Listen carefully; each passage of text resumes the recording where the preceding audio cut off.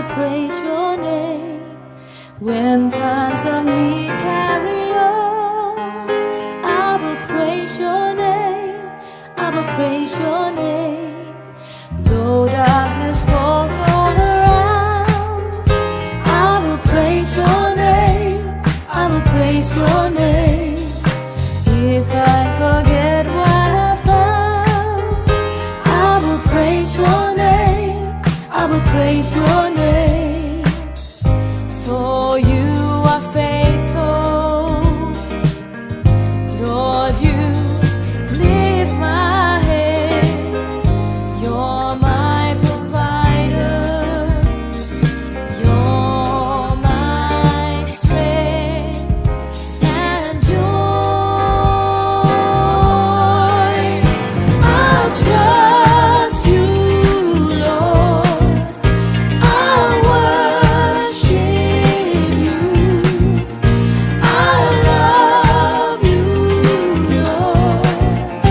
I'll honor you. Lord, I will lift up my soul. I will praise your name. I will praise your name. If I feel lost and alone, I will praise your name. I will praise your name. Though I may labor in vain, I will praise your name. I will praise your name. Through all the heartache and pain, I will praise your name. I will praise your name. For you are faithful, Lord, you lift my head. You're my provider, you're my strength and joy. I'll trust you, Lord. I'll worship you. I love you, Lord. I'll honor. I will trust you, Lord. I'll trust you, Lord. I'll worship everything I say. I love you, Lord. I'll honor you.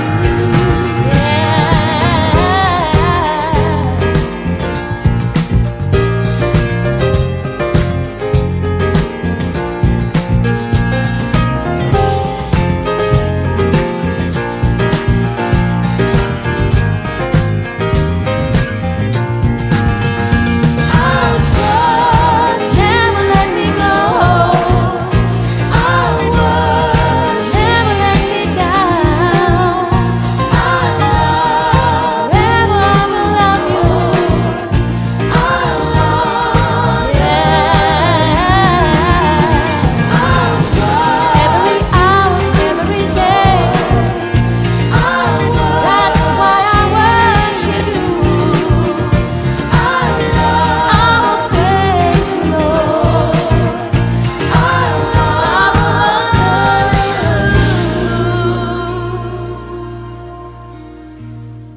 you. Lord, I will lift up my song. I will praise your name. I will praise your name.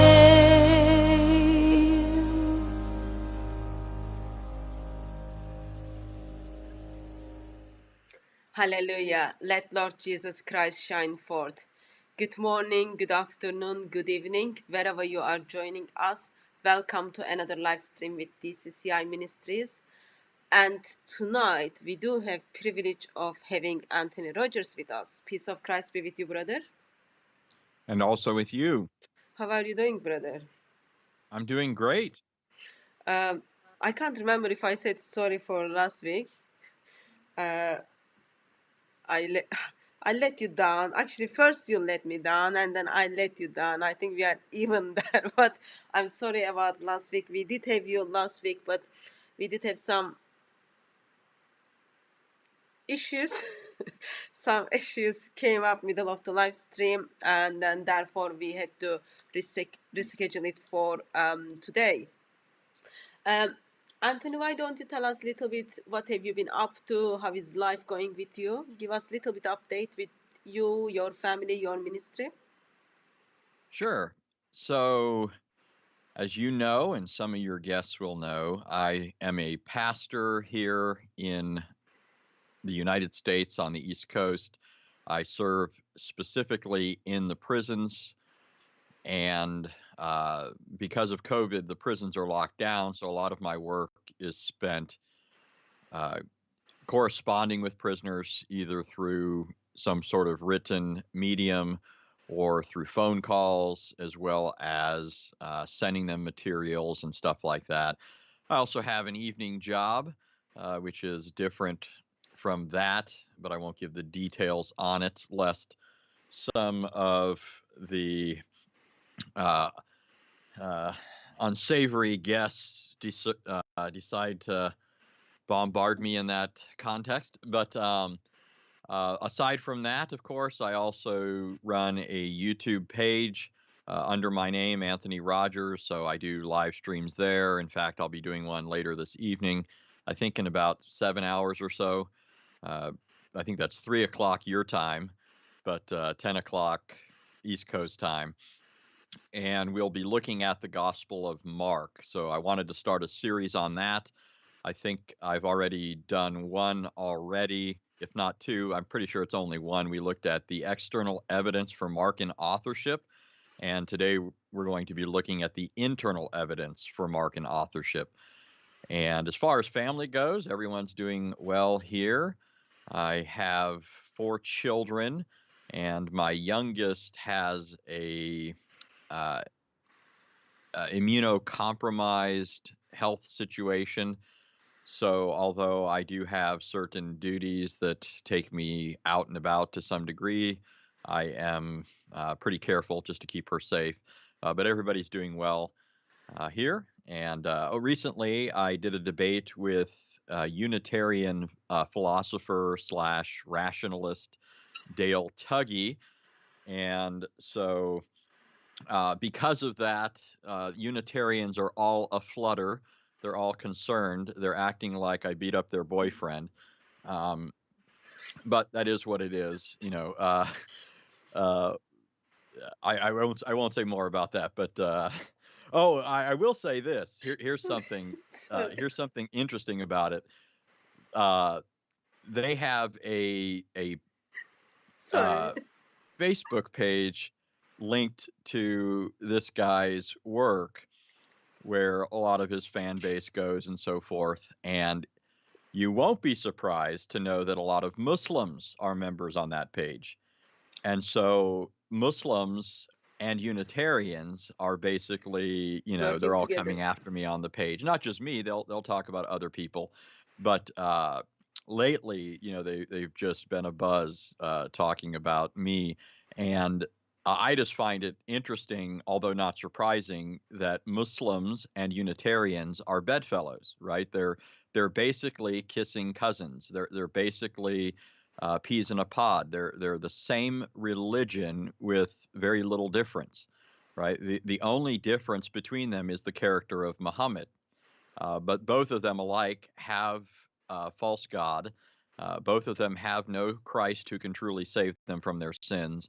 And so it's not surprising that they would both, even though they aren't exactly part of the same religion, would band together, right? Just like the Psalm says in Psalm 2, when it says, "Why do the nations rage and the peoples plot in vain? The kings of the earth take their stand, and the peoples take counsel together against the Lord and against his Christ." Right? So the people of the world who are otherwise at odds with each other on all sorts of issues are all united in this. They hate the true God. And so I don't find it surprising that Muslims and Unitarians are banding together in an effort to refute the true God. I think it was a couple of years ago at Speaker's Corner.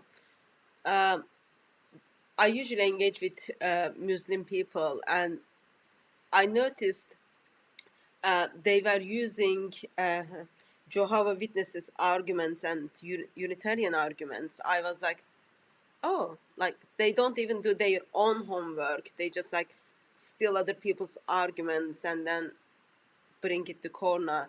Even there is heretic at the corner. Sometimes you get to see Muslims are working together, learning arguments from heretic, and then coming to us to critique us. Just Yeah, sad reality. yeah. Well, one thing is when you think about it, it's not surprising that they would appeal to these groups because when Muslims come up with their own arguments, they end up looking like, Jesus went to the bathroom. Jesus' mother ate food, right? So they've got to go to Unitarians to come up with something that doesn't sound, 1,000 times as silly. Not that Unitarian arguments are good; they're not cogent at all. But when your arguments are reduced to, Jesus' mother ate food, Jesus went to the bathroom, you really ought to start looking to other people to help you out here. That's where Muhammad leaves them, right, with these sorts of things. But this is a common thing. We've noticed this for a long time that they actually appeal to Unitarians, and that's part of the reason I've taken an interest in engaging Unitarians. If Muslims are going to keep using their material, well, then I'll go after the people who are actually providing that material to them and show that the people they're appealing to just don't, have the goods. They're not really anyone that's going to be able to help them.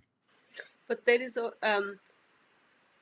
a strange reality over there because Muslims are choosing Muhammad and Islamic scholars. They are just getting rid of Muhammad and Islamic scholars, and they are going to Unitarians to learn from them. That's sad reality. But well, someone needs to destroy their arguments. So thank you for faithfully stepping in to deal with them. That's good. That's good. And I noticed that Brother Phil put the link to debate. Please do watch it and learn the arguments, and we get to use them. It helps us to be confident in our scripture, as well as it helps us with our communication skills when we engage people who are anti-Christ. That's in note. So tonight I thought we kind of start from the beginning, like just forget what happened last Saturday or last Sunday. We start from beginning and we talk about Allah and his attributes, because my understanding was Islam is a monotheist ideology and Allah is one and there is nothing like Allah. But you had a debate with Dr. Shabir Ali, and the things you brought it up made people to be confused actually what is all going there with Allah and his parts and his attributes. So I thought we have you tonight, you teach us so we can learn it and we can use it in our evangelism. Yeah. So one thing, starting off with, if anybody didn't watch the debate, and perhaps even for those that did and maybe need a refresher on this, the observation I made in the debate is while Islam, on the one hand, claims to present absolute monotheism over and against Christianity, which often just involves misrepresenting Christianity, right? Christians are absolute monotheists, meaning we believe there is only one God. And we don't divide the essence of God, meaning we say that all three persons possess the one undivided essence. So we are absolute monotheists in that sense. However, we do not say that monotheism precludes any kind of diversity in God. We affirm that God has attributes and exists in a plurality of persons without being divided. So if Muslims are going to claim that they have absolute monotheism and no tinge of plurality, and that's what they mean by absolute monotheism, well, then we should be able to see that in their scriptures, in their authoritative sources, and of course, we should be able to see that as the hallmark of Islam throughout the ages, but that just isn't the case. When we look at the Islamic sources and we look at the Islamic scholars throughout history, we find them just enmeshed in a whole morass of problems. And so the point that I made in the debate is, number one, according to the earliest Muslims, the traditionists, Allah has a plurality of attributes. And here, people need to pay close attention because people aren't used to thinking along these lines. They just let Muslims say stuff and don't really think to analyze it. But Muslims actually claim, the earliest Muslims, that Allah has a plurality of attributes, and these attributes are not identical to his being. Okay, they are not identical to his being. He has a plurality of independently existing attributes. And so, one of the most obvious examples of that is the Quran, which is supposedly Allah's eternal speech. No Muslim would or does say that the Quran is Allah. They all say it's something other than Allah, but they say it's eternal. And so if it's eternal and yet not Allah, then you have an attribute that is something other than him. And this is only one of Allah's attributes, right? According to Muslims, Allah has 99 plus names. By the way, you play clips from Yasser Qadi a lot. Yasser Qadi has pointed out that the hadith that talk about Allah's 99 names doesn't say he only has 99 names. That's just, a sort of a bare minimum, right? And so these names have corresponding attributes or characteristics. Allah has at least 99 plus. So the last thing Muslims can really claim is that they believe in that Allah is absolutely one without any plurality. What's even worse is, once again, the earliest Muslims not only believed that Allah has a plurality of attributes that you might call spiritual or metaphysical. They wouldn't use the term spiritual, but I think people understand better if I use that language. Immaterial type attributes. But they also think that he has anthropomorphic qualities. So, for example, Allah has a face, according to the early traditionists. Allah has eyes. He has hands. He has a shin. He has a foot. Now, some Muslims will debate whether Allah has 2 feet or only 1 foot. Some Muslims will debate whether he has 2 eyes or more than 2 eyes. But those who affirm this from the earliest days are at least affirming that he has these anatomical bodily features, right? They'll say he has a form, he has palms, fingers, fingertips. I mean, the list of attributes is quite long. And in my debate, one of the ones that I brought up, and I did this quite intentionally because it allowed me to bring out more than one issue here, but among Allah's attributes is the fact that Allah has loins, according to the Hadith. Loins, right? To put it in somewhat more crude terms so that people don't miss it, he has gonads, is a term that's sometimes used. Now, a lot of people won't know this because, and this is one of the other points that it allowed me to bring out, because Muslims are not even honest when they translate their sources.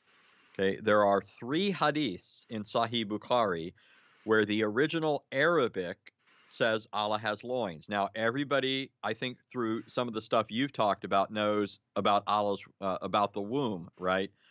There are various hadiths that talk about Allah, about a womb, right? This womb that exists up there with Allah.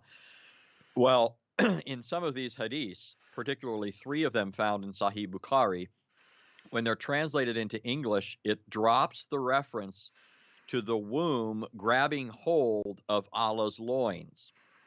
Okay, at one point, there's a discussion between this primordial ancient womb and Allah, and in order to get its way, this womb reached up and grabbed Allah by his loins, and then the hadith says Allah said, "Stop it! What are you doing?" Right? And I say it in a high-pitched voice because I don't know how else anyone grabbed by the loins would be speaking at that point. In any case, so Allah says, "What are you doing?" And then the loins, or excuse me, the womb petitions Allah to grant it its petition, right? The womb wants Allah to bless those who favor the ties of kinship, so those who are good to their family and so forth. And so this is why, to this day, according to the Islamic sources, God blesses those who are good to their family members, because there's this ancient womb up there with Allah that one time grabbed him by the loins and got Allah to do what it wanted. The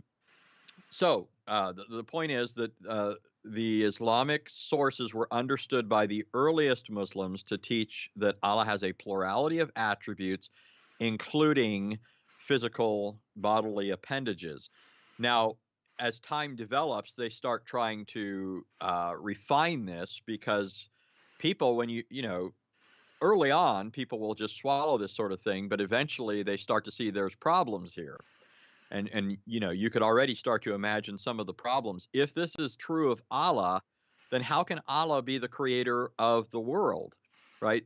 When we say that God created the world, we mean that he brought space, matter, and time into existence. But if Allah has all of these features, then how could he have existed prior to the creation of the world, right? Space, matter, time, in which Allah could exist, right? You can't have hands, face, eyes, shin, feet, and so forth unless you have an environment, a context. And so they had to start, dealing with this, especially because Muslims were now coming into contact with philosophers, right? And philosophers pointed these sorts of things out. They said, you've got to say he doesn't have parts. You've got to say that he certainly doesn't have an anatomy. And so some Muslims started saying things like, well, he has hands, but they're not like our hands, right? He has a face, but it's not like our face. Shin, but it's not like our shin.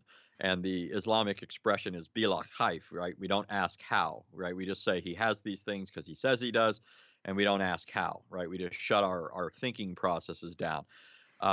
Well, this led certain Muslims, known as the Mu'tazili, and even prior to them, the Jahmiya, to deny anything like this. They denied that Allah has any of these attributes, not just the attributes of face, eyes, hands, and so forth, but any attributes, the attribute of speech, the attribute of life, the attribute of knowledge or hearing. All these attributes had to be rejected, and were rejected by these early Muslims. In fact, Jaham, the early Muslim who one of the earliest who started advocating this view. He's pretty early. He comes along, I would say, it was in the first century of Islam, right? Before the end of the first century of Islam. And so already you have people reacting to what was being taught by the traditionists, those who were the safeguards of the Hadith traditions that were being handed on and memorized and circulated and so forth. And then after them came the Mu'tazili, who again rejected that Allah has attributes and many other things that Muslims believe. Now, all of this was rejected as heresy in Muslim, in Muslim parlance. It was considered kafir and so forth, or even shirk, because they were denying Allah's attributes. They charged them with negating Allah's attributes. So the Mu'tazili and the Jahmiya accused the traditionists of being guilty of shirk, of associating plurality with Allah, and the traditionists then returned the favor and said that these people are guilty of being negators, negating Allah and his attributes. After that came along another group that came to be known as the Ash'ari and the Maturidi, and these basically tried to create a compromised position between these two extremes of saying Allah has attributes, he doesn't have attributes. But what they ended up doing was creating a contradiction. So, for example, Al-Ash'ari said that Allah's attributes are not he, nor are they other than he, right? But think that through. If they're not he, meaning they're not Allah, well, then they're other than Allah, right? But if they're other than Allah, then they are other than Allah. You can't have it both ways. So this is the state of affairs in Islam throughout its history. Now the question is, does the Quran or the Ahadith teach this, right? And that's what we're going to look at, I think, today. But that's basically my argument, that there's this problem here. So, Islam's supposed to be like clear religion and everything is all good, everyone living happily after. Uh, I don't understand like what is it means to be he attributes of Allah is part of him, but also not part of him. Like, what does that mean? What is the like most orthodox view on it? No Well, one that's just the knows. thing. They can't solve the problem, right? They now notice, by the way, this isn't like the Trinitarian position that they ridicule, right?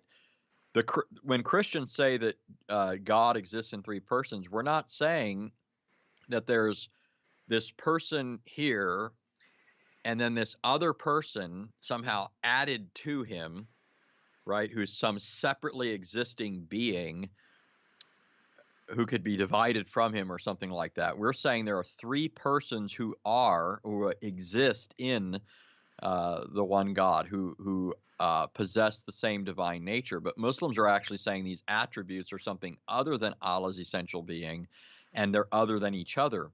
And so it really is shirk, right? The early philosophers in Islam were right about that.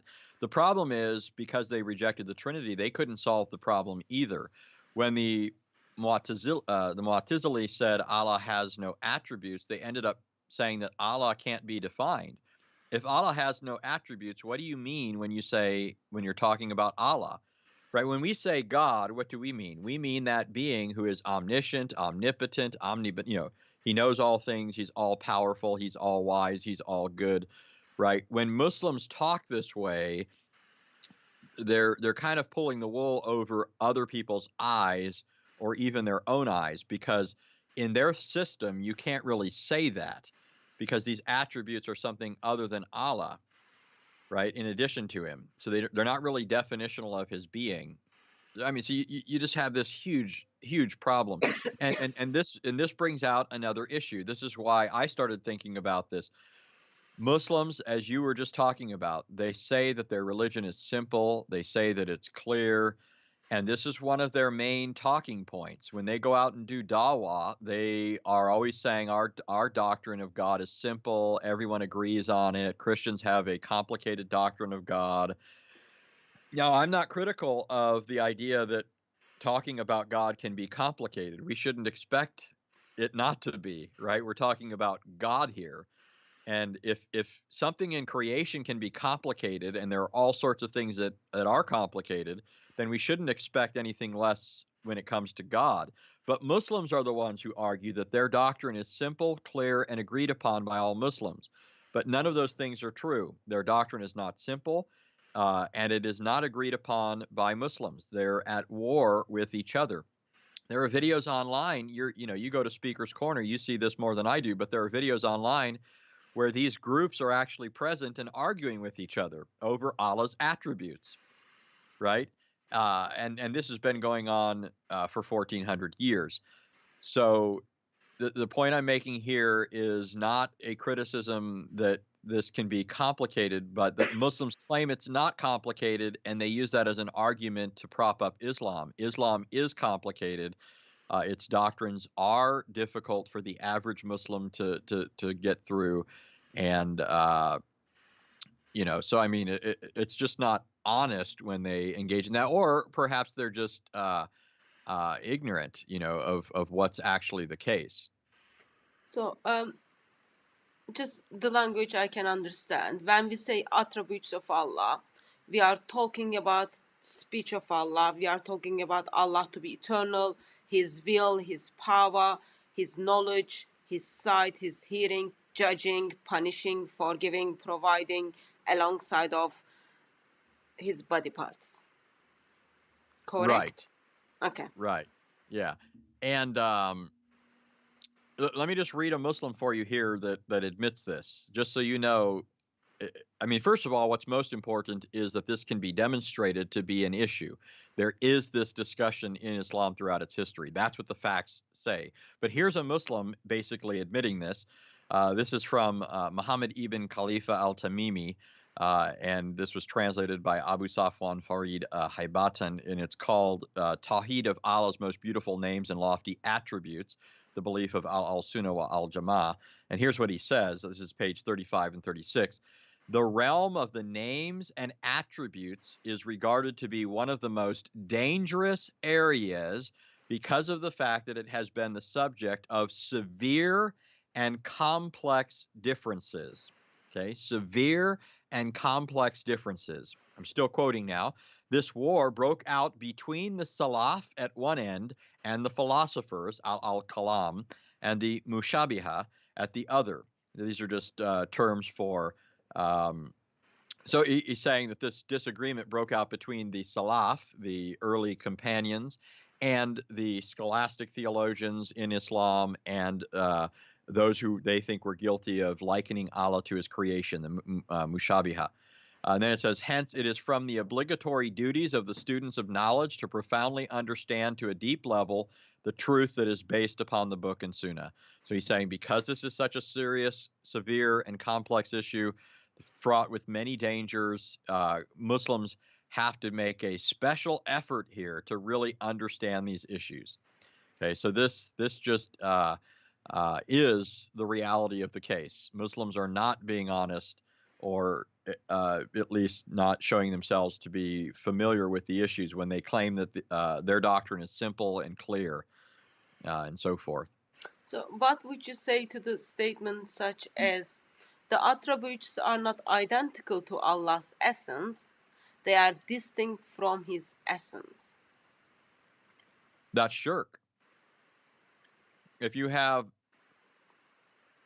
an attribute called Allah's speech, which is eternal, and what else? Muslims say the Quran can't be changed, don't they? We know that it can. We know that it has been, right? But set that aside. They say the Quran is eternal and it's immutable, unchanging, right? Doesn't this sound like what we mean by God? Eternal, unchangeable, right? They claim the Quran is exhaustively detailed. It tells us everything, right? The Quran makes that claim repeatedly. So now the Quran sounds like it's almost being portrayed as this source of omniscient knowledge. I mean, on and on we could go.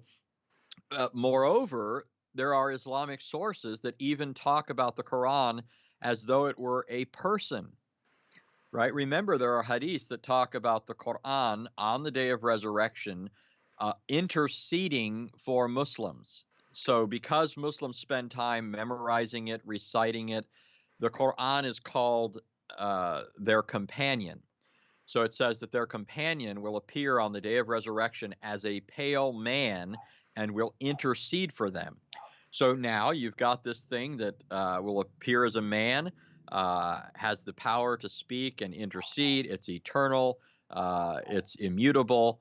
I mean, it's just another deity, right? And they don't have to, they don't have to use that terminology. They don't have to call it a person, but if it walks like a duck and it quacks like a duck, well, then it's probably a duck, right? I mean, so same person who says the attributes are not identical to Allah's essence, they are distinct from his essence, also say distinctions don't imply divisions. Okay, so let's grant that for a moment, right? Now, what is he doing? What does that sound like he's doing? Okay, remember, Muslims are the ones who reject the doctrine of the Trinity as shirk and polytheism. But do Christians think that the persons of the Trinity are separate from each other essentially, or that they are personally distinct? Right? We believe the persons of the Trinity are personally distinct, but Muslims say that's shirk. Well, if this Muslim, to protect Islam from being a religion of shirk, thinks it's adequate to say the attributes are distinct, not separate, well, then he has to grant that the Trinity is monotheistic. But no Muslim wants to do that, right? The Quran claims that Christians are polytheists in one way or another. So That's not a safe move for the Muslims. Right now, they're playing into our court, and now we need to ask other questions about this. Now, first of all, that's just not how the Islamic source is presented. I'm being magnanimous here. I'm being gracious to say, okay, distinct, not separate. The Quran is clearly separate from Allah, right? Anybody who thinks it isn't has a problem. If you don't think that this book is separate from your God, it's just distinct from him, and that's supposed to mean something, we've got some huge problems. So right now I'm handling, something that's not separate from your deity. Really? Really? A Muslim, clearly needs to think through the implications of that. If you think I'm holding your God with my hands, then you've got some serious problems. And moreover, there's just a myriad of problems that result from this sort of thing. So imagine, for example, sometimes Muslims will say it's not the written text, it's the recitation, right? So this is one of the maneuvers they try and make to say the Quran hasn't been corrupted. Even if the manuscripts show variance, it's been preserved in the memories, right? So if we go to the oral recitation of Muslims, do Muslims always get the oral recitation right? So when Muslims butcher the recitation, are they butchering their deity? Right? Again, innumerable problems result from trying to rescue Allah from the conundrum that they're reduced to by trying to claim that he's absolutely one when he really isn't. Okay? The Quran is something other than Allah. His attributes are not he. According to Al-Ashari, his attributes are not he. Okay, if they're not he, well, they're something other than he. I don't think that works. Okay, that was, but good try. So Muslims, please do continue try.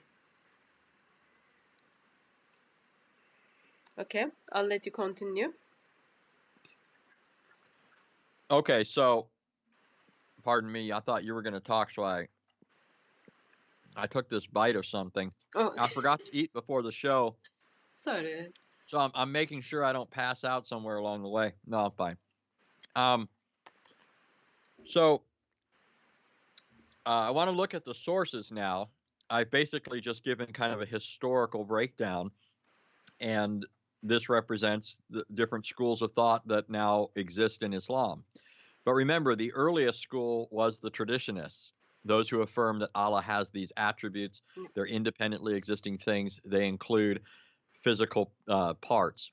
Now, they may not use the word physical, but that's when you look at the references to Allah's form, his shape, and I'm going to read some sources here momentarily that talk about, Allah touching people and stuff like that. It's quite obvious that we're talking about something palpable here, something tangible. But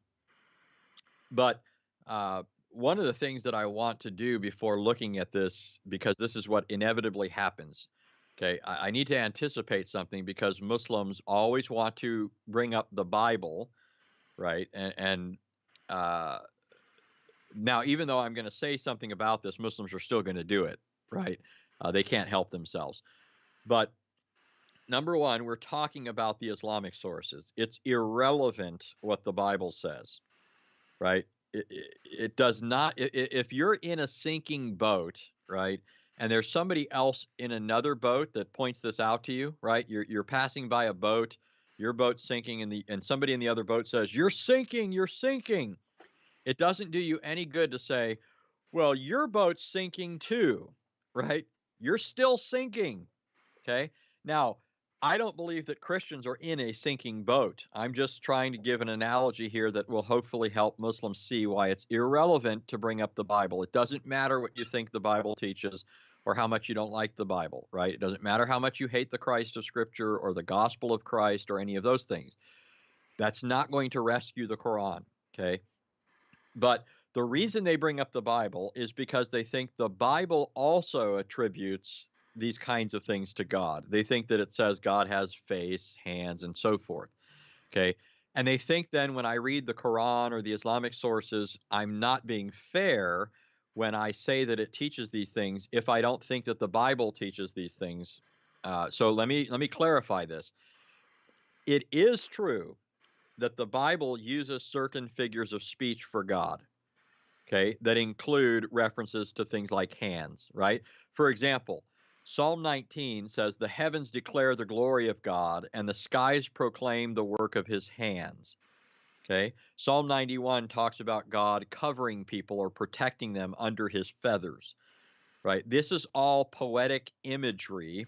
It's all found in poetry. None of it is intended in any kind of literal sense, right? That's why Jews and Christians have just never taken it that way. That's not how poetry is supposed to be read. The same kind of language is used for people elsewhere, even though people don't have feathers, right? Jesus said to Jerusalem, Jerusalem, you who stone the prophets, and kill those who are sent to you, how often I wanted to gather you together like a hen gathers her chicks under its wings, right? We don't think Jesus is a chicken with wings, right? This is an idiomatic, metaphorical expression. And like I said, the vast majority of times you find this sort of thing, it's in the poetic literature of the Old Testament. And even those rare occasions outside of it, it's usually quite evident in context that it's an idiom. Okay. So I recognize the use of idioms. When I started looking at the Quran and running across some statements, I used to think at first that it was doing the same kind of thing you find in the Bible.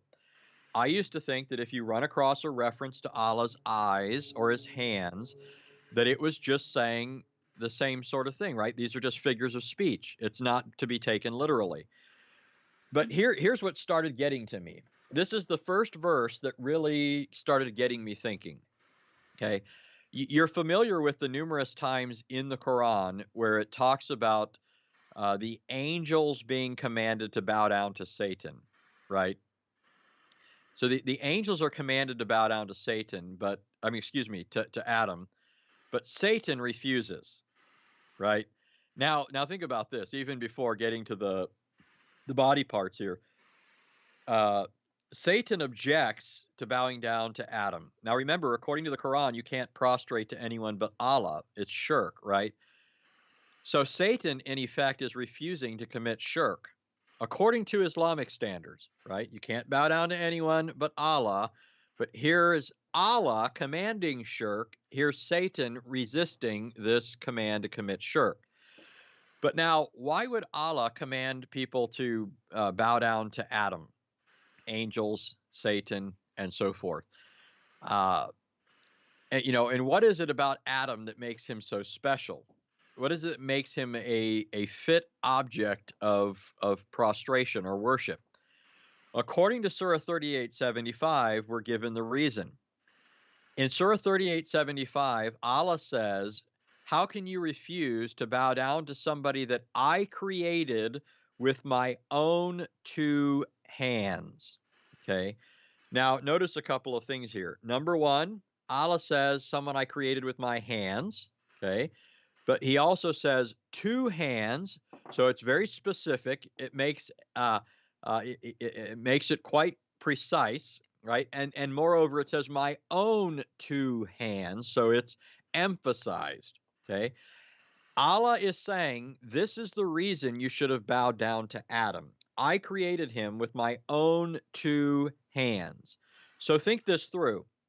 Elsewhere in the Quran, we're told that Allah created all sorts of things, everything, right? But the way he created things was simply by speaking, simply by saying the word be. But Adam here is being singled out. He's being especially addressed as one that Allah created with his own two hands. Okay.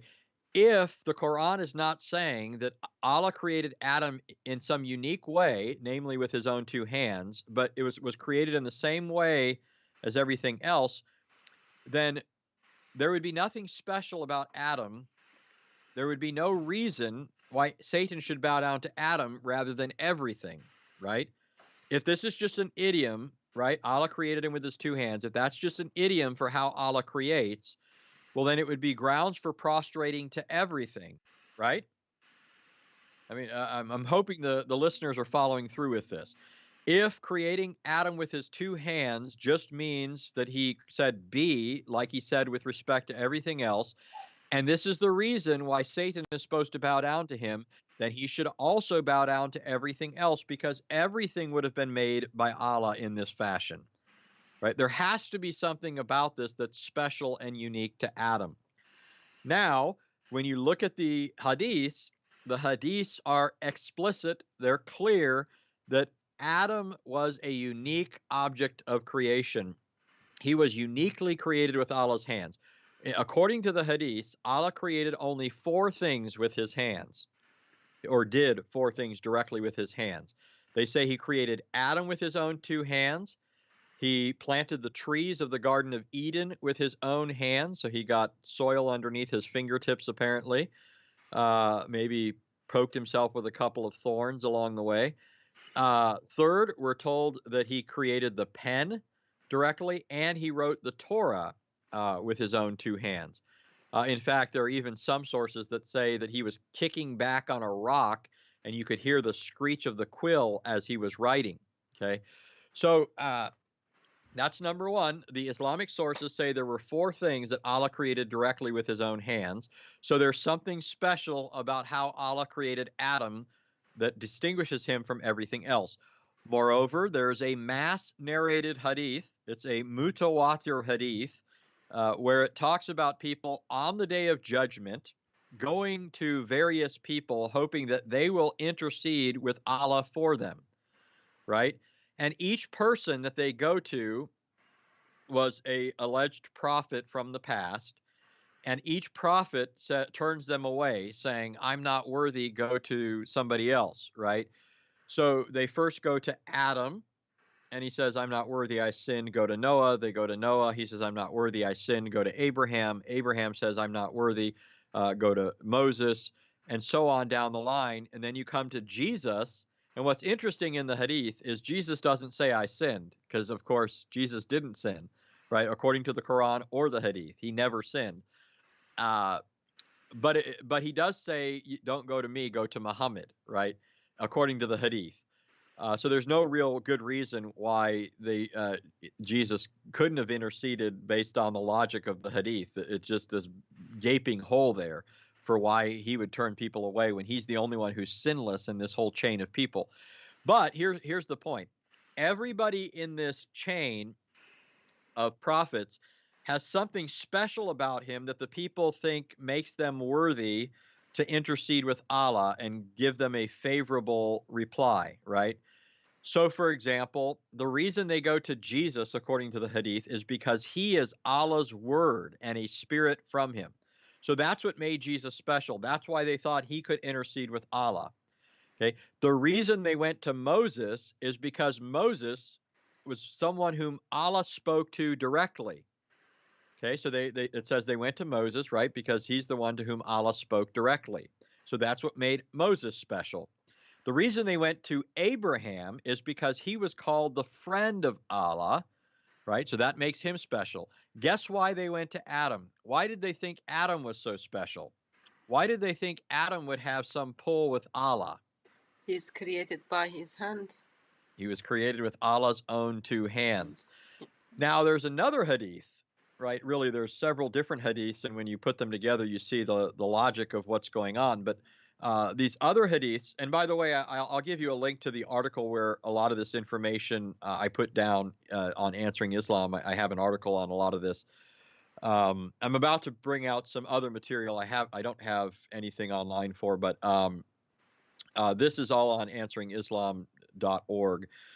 And I think the article is called Allah's Hands, More Than a Handful of Evidence. So there's this hadith where Muhammad says that Adam and Moses once got into an argument. Okay, so Moses meets Adam and he says, "Are you that Adam who got us turned out of paradise?" Right? In other words, you're the guy who's, it's all your fault. By the way, doesn't that sound like Moses, according to the hadith, thinks that there's something like original sin, Yeah. right? Moses is saying, you're the one that's responsible for all of this.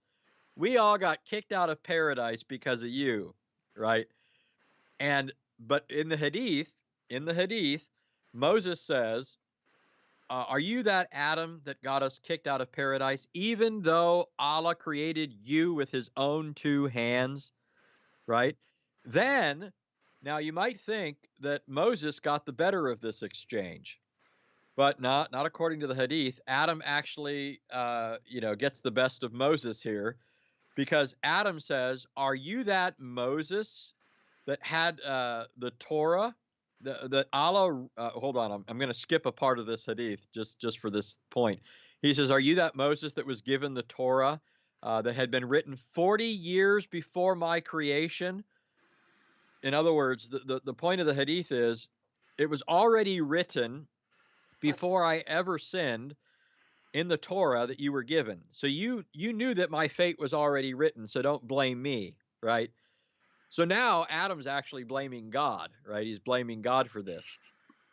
But guess how the Hadith, the whole thing reads? It says, are you that Moses that was given the Torah that Allah wrote with his own hand, right? So the whole point of the Hadith is that each one is accusing the other and saying they're especially guilty, even though they were in some way special in association with something Allah did with his hands, right? Now we have other hadiths that say things like, when Allah created Adam, he stroked his back and brought out of his back all of his future descendants and made them stand before him and confess that he's the only God. Right now, a lot of people, you've heard of fitra. Yep. Muslims will often talk about fitra. They say that we have this inborn knowledge of God. And all of that sounds nice if you don't know what Muslims really mean by that. As Christians, we would all say that everybody has an inescapable knowledge of God, and therefore no excuse for not believing in him, right? We say that because we say that man is made in the image of God, right?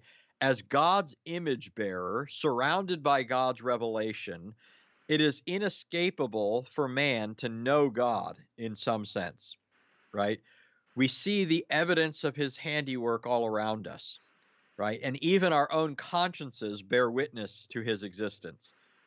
That's why our consciences accuse us when we do wrong and excuse us when we do right. We know right from wrong. We know our Creator. We know what he expects. So that's what we mean when we say that people have an innate, inborn knowledge of God.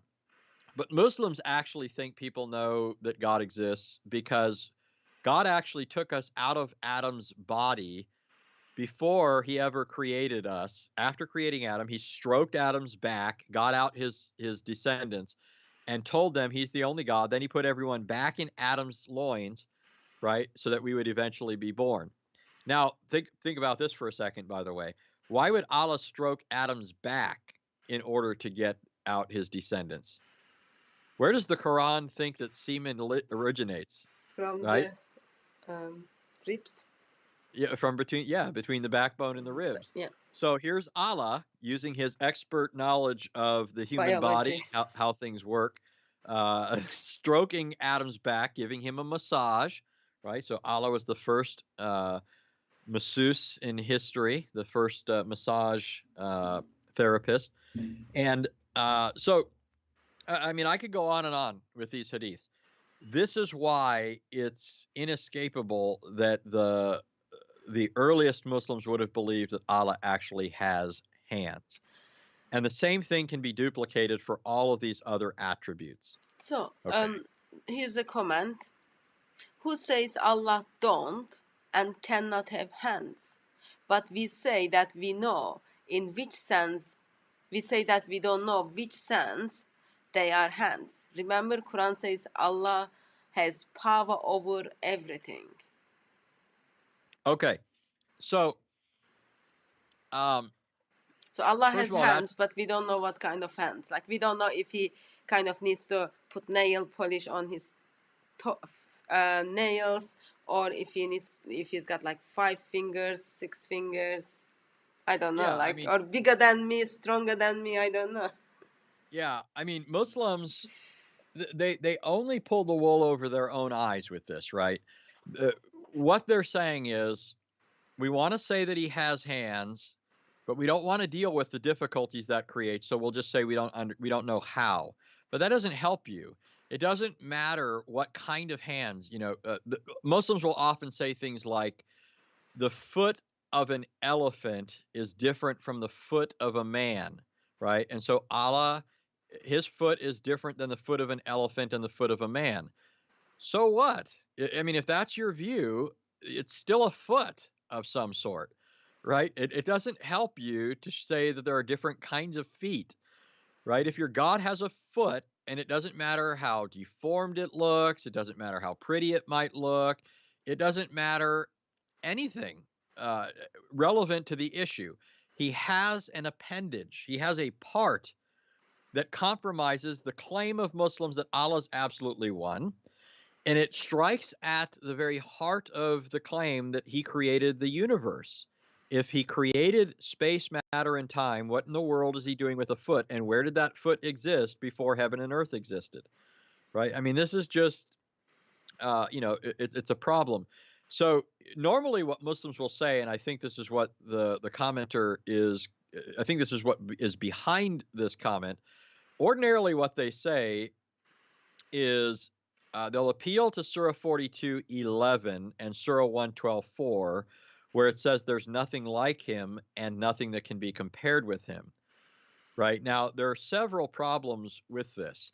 Uh, Number one, as I already said, if all you're saying is Allah has hands that are unique hands, right? Uh, just like man's hands are unique from the hands of an animal, and Allah has unique hands besides. You're still saying he has hands, and it doesn't get you out of the problem. Uh, but two, I mean, you certainly can't say, "Oh yeah, I like that hadith." Allah, the first person he'll shake hands with on the day of resurrection is or will be Umar. Like I said, I mean, it goes on and on, right? I mean, the evidence. Another hadith I didn't bring up is the one where Allah places his palm between Muhammad's shoulder blades, and then it says Muhammad felt its coolness in his chest. So notice Allah's hand fit between Muhammad's two shoulder blades, so it can't be that big, or maybe he can blow it up bigger on occasion. I don't know, but it fit between Muhammad's shoulder blades, and Muhammad felt it. So we're not talking about some mystical hands here. We're talking about hands that can touch, that can be felt, and so forth. Um, but the other thing is, so think about this. So some Muslims will try to use these passages to say hands don't really mean hands, right? They're not just saying he has hands, but we don't know how. They're saying he doesn't really have hands because there's nothing like him, right? That's how some Muslims use these Yeah. passages. But these passages don't prove that at all. Okay. In the first place, it's just bad hermeneutically as a method to take two passages and reject the rest, right? To say these two passages say this, and we interpret them this way, so that means all these other passages don't mean what they seem to clearly say. That's bad methodologically, because it's more likely that you'll misunderstand a couple of texts than that you'll misunderstand a whole bunch of texts. Right? A bunch of texts speaking to an issue provide clarity on an issue, something that one or two passages lack. And so that's just bad methodologically. But two, think about this. The Quran also says that the believing women are not like the unbelieving women, right? You've heard that expression. Do you Yeah. think Muhammad was seriously saying that the believing women do not have hands? Do you think he was saying they don't have feet and shin and so forth, and other women do? No, that's just absurd. When he's saying they're not like them, the point of comparison is relative. It's not absolute, right? He's just saying there's a difference between them in this way. The believing women are pious, right? They are righteous. That's his claim. We don't, necessarily agree with that. But he's certainly not saying that the kind of being they have is altogether different from any other kind of being. Similarly, these passages of the Quran are not saying that Allah doesn't have uh, hands and feet and so forth. It's just saying that there's something about Allah that's unique. But now think about this. It gets even worse. When you look at these passages and actually try and make sense out of what they're talking about, you quickly find out that they're not even talking about the issue that Muslims think they're talking about. So I'm actually trying to pull this up here real quick. Let me just pull up Surah 42 for a moment. 42:11. Yeah. So if you have it pulled up, you could cite it for me.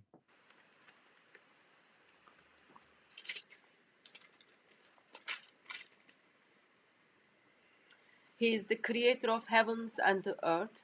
He has made for you from yourself mates, and among the cattle's mates. He multiplies you thereby. There is nothing like unto him, and he is the hearer and seer. Okay. So notice what's going on there in the verse. It says that Allah created everything and its mate. He created everything in pairs, right?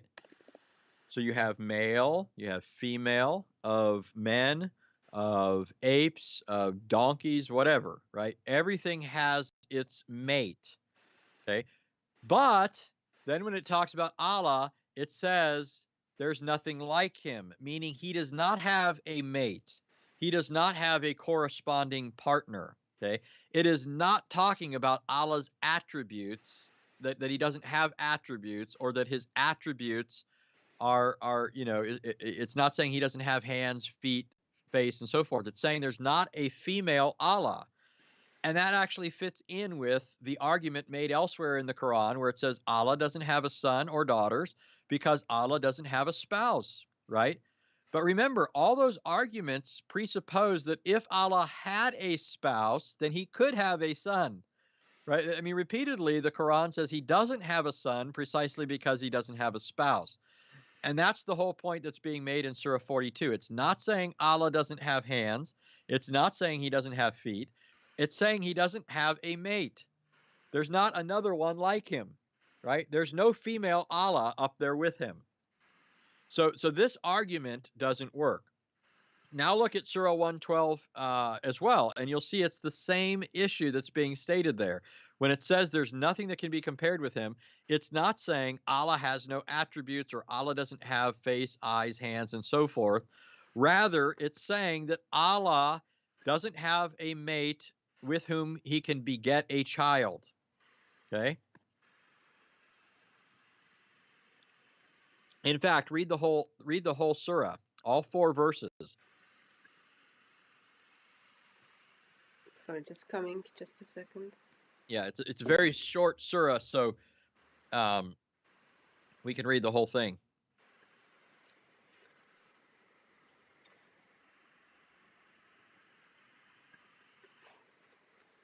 Say, He is Allah, one. And verse 2. Sorry, I just thought it will be nice to show it on the screen. Allah, the eternal refuge.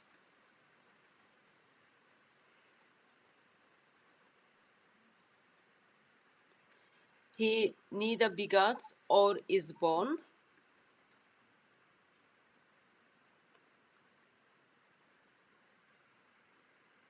Nor is there to him any equivalent. There is nothing like him. Right. So did you notice that?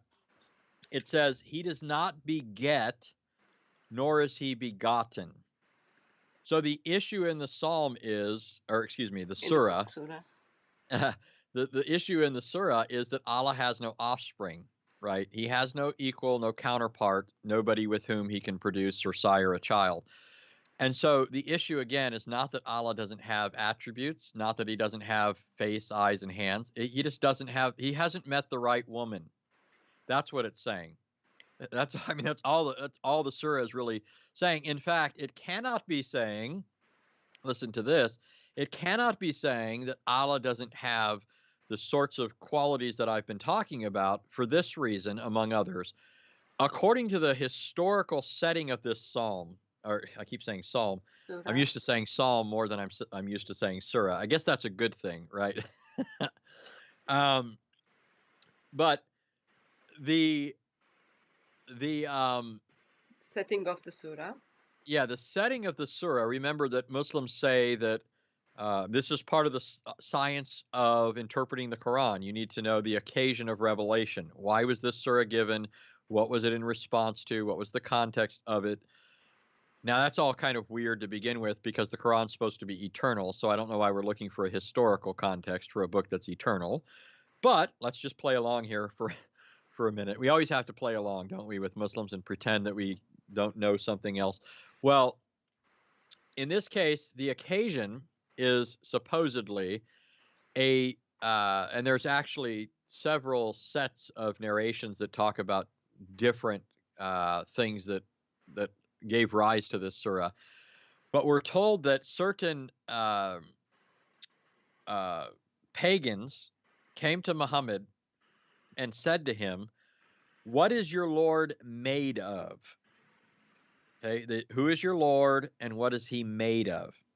Okay, they wanted to know if Allah was, remember, they're idolaters, right?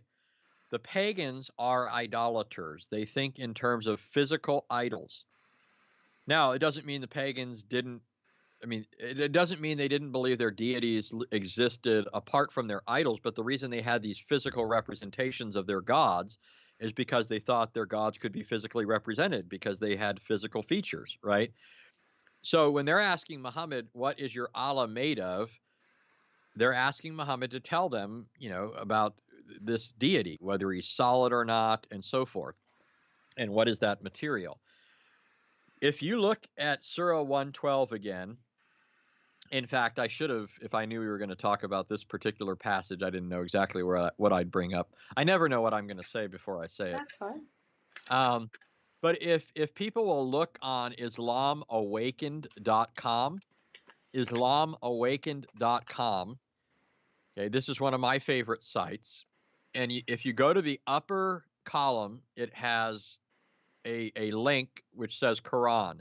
Now, when you put your mouse over it, it'll pull a tab up. I mean, a scroll down tab. I'm sorry, somebody's calling me apparently.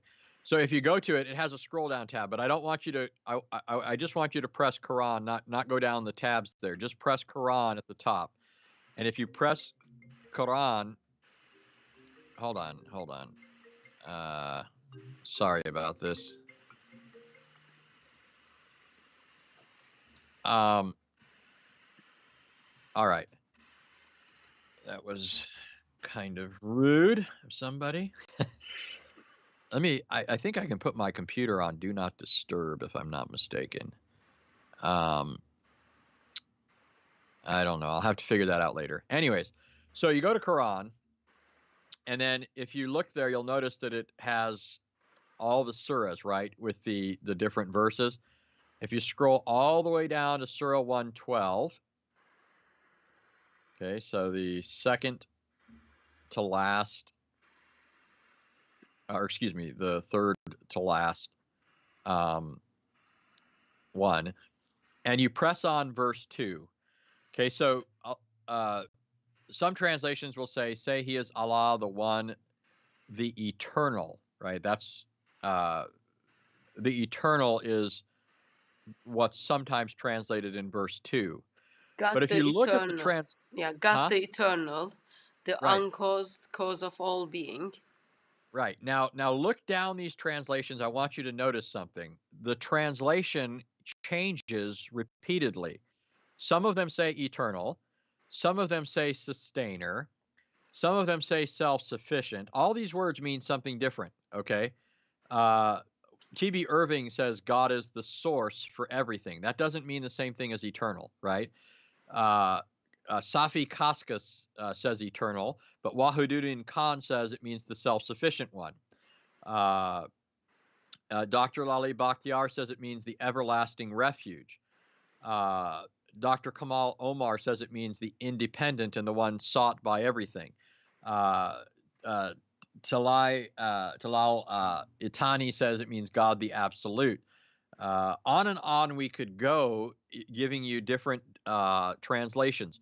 Why in the world do all of these translations give you a different meaning? Okay, that's the question people should be asking themselves when they see this sort of thing. Well, now, if you go down the page to the translation by Bijan Moinian, you have a hint here of what might be going on. Okay. This is a Muslim translation. Okay. This is not a Orientalist. It's not a, Christian. This is a Muslim translation. Okay. He says, so Bijan Moinian, it's spelled Bijan. Here's how he translates it. Allah is solid. Allah is solid. What in the world is that all about? Right? Now remember the historical context. The pagans came to Muhammad and said, of what is your Lord made? Right? What does he consist of? Now here I got to give you a little bit more background. According to some, certain pagans, they had these, some of these weird ideas that go along with their paganism. Some of their deities were hollow, right? They had cavities, hollow places inside of them. Okay. And so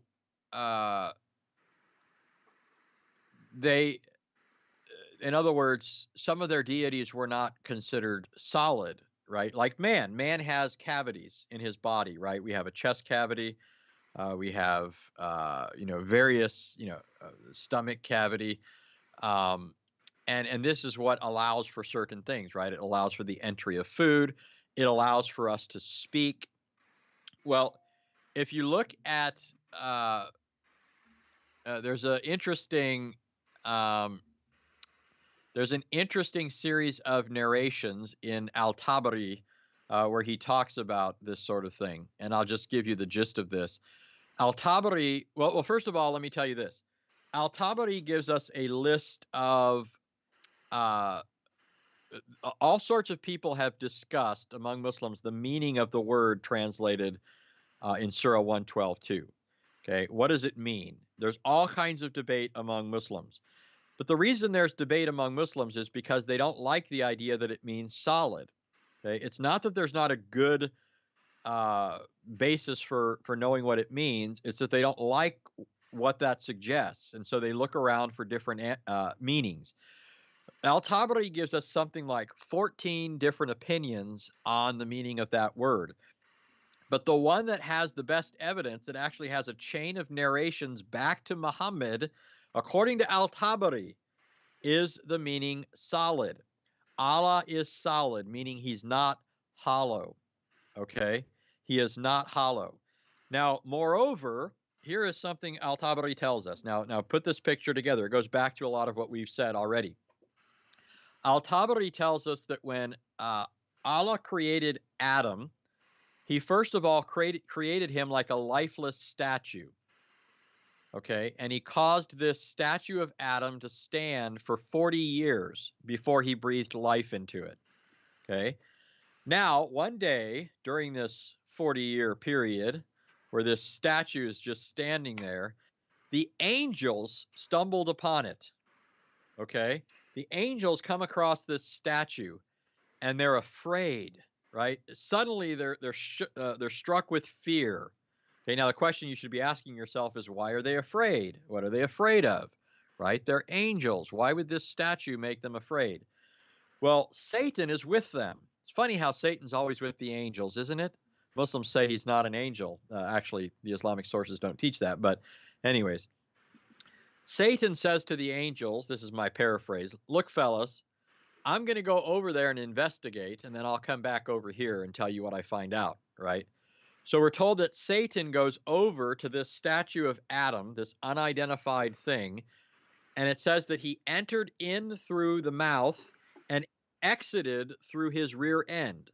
Okay? This is Al-Tabari. I'm not making this up, right? And then he comes back to the angels and he says, don't worry, your Lord is solid, but that is hollow. Okay, what is Satan saying here?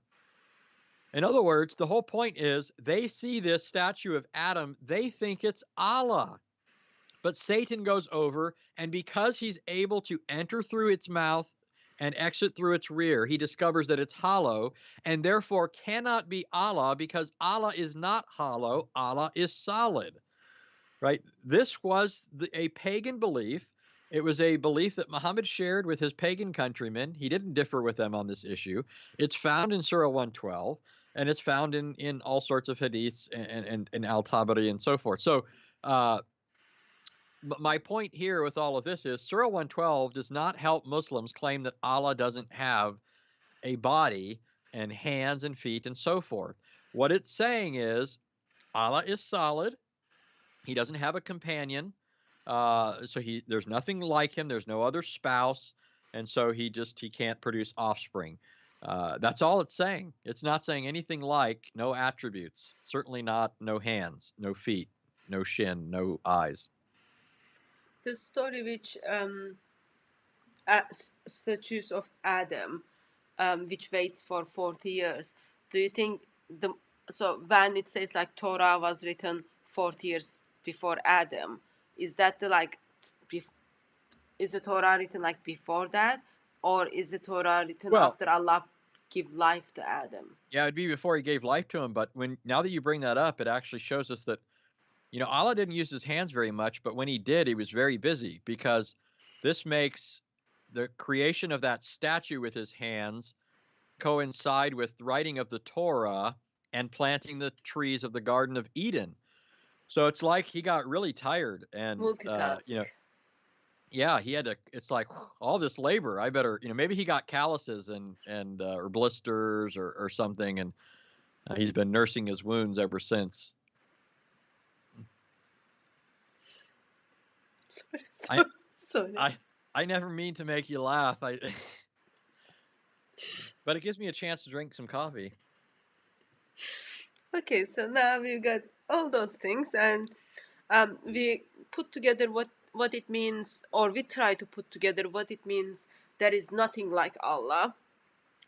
And we talked about hands of Allah and how it's called, all those kind of things, but we couldn't figure out, like, I guess his hands are as big as our hands, because if he's able to touch the shoulder of Muhammad, it can't be like too big. Like if Muhammad feels that, maybe just like 4 fingers or different way of that. Okay. I mean, I think that makes some things easier, when if you can imagine, like when you want to get a gift for somebody, especially if it's clothes, you need to know what size they are, right? So let's say a Muslim wants to appear on the day of resurrection with a nice pair of knitted gloves for Allah. It helps. I mean, because the Islamic sources are pretty detailed, aren't they, about everything to do with Muhammad? So we have a good idea of how broad his shoulders were and stuff like that. Here's the shamounia, where he collects narrations about Muhammad's physical features, the hairy mole on his back that he thought proved his prophethood, right? The physical Isaiah deformity. 9, apparently.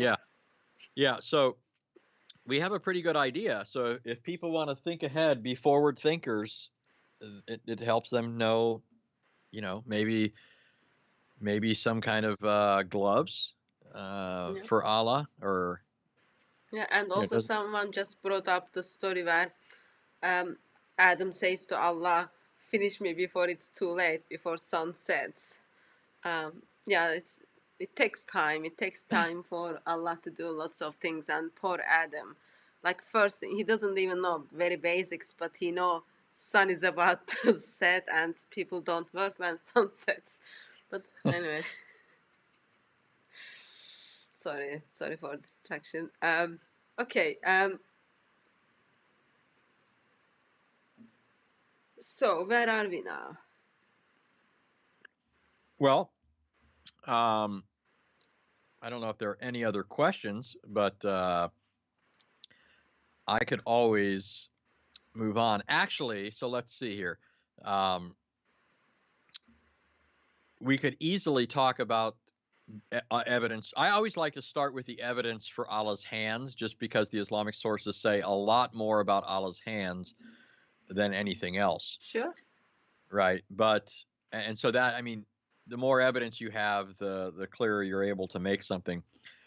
But I've been keeping a list, and I haven't actually kept up on it lately. This is, I don't remember when I started keeping this list, but I have here a list of things. So, for example, things on Allah's image, form, shape, and height. I have things on his face, his eyes, his ears. Some Islamic sources even talk about Allah as a beardless youth.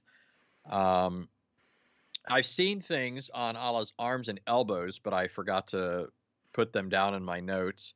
But I have hadiths on Allah's hands, fingers, and palms, references in the Quran and the hadith to Allah's back, side, and waist. Of course, everybody knows that Allah has a shin. That's probably one of Allah's most famous attributes. I mean, it's interesting because his hands are what he always wants to talk about, right? But his shin gets a lot more press. His shin gets mentioned more often. Why is that?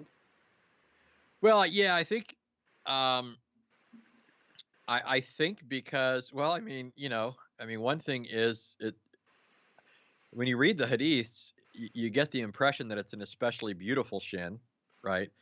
Not because they're very descriptive about Allah's shin, but because what happens, again, this goes back to the hadiths talking about the day of resurrection, right? So, uh, according to the sources, what's going to happen, the day of resurrection is going to be an extremely long time, right? People are going to be standing in this plain naked. Everybody's going to be naked, right? Here's the modest religion of Islam. Every single person who's ever lived is going to be standing there naked, right? Men and women and so forth. So no women in their hijabs or anything else. They're just going to be standing out there. Everybody's going to be barefoot and all this for 50,000 years, by the way, around that, right?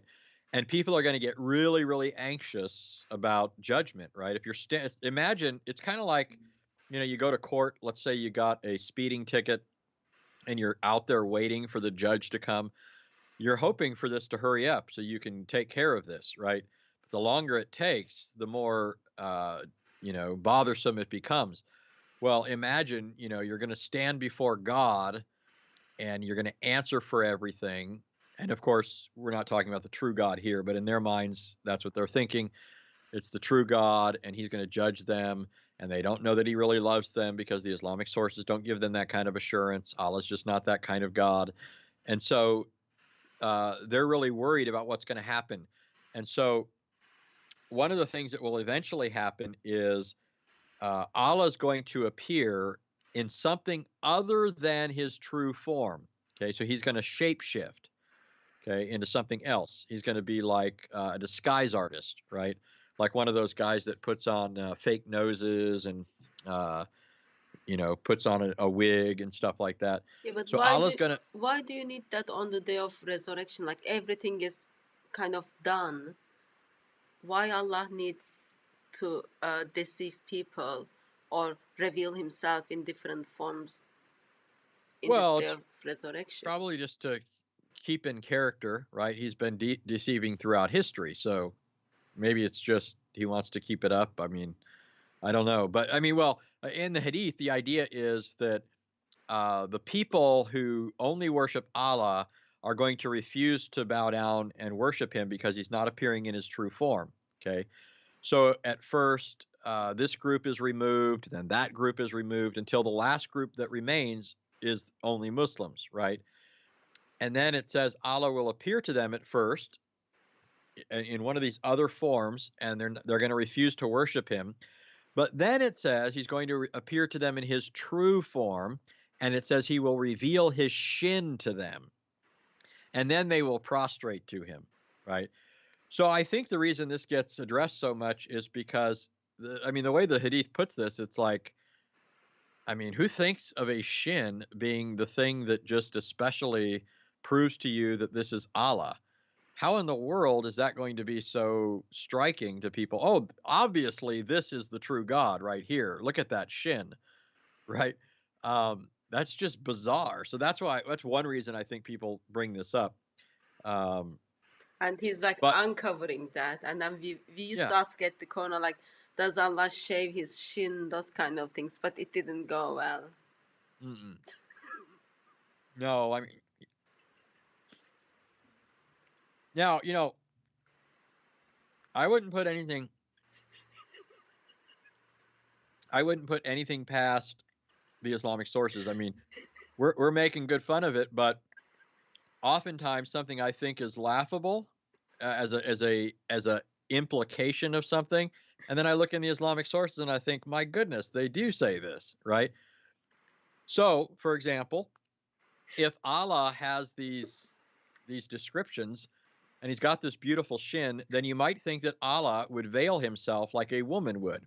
And the Islamic sources do talk about Allah being behind a veil, right?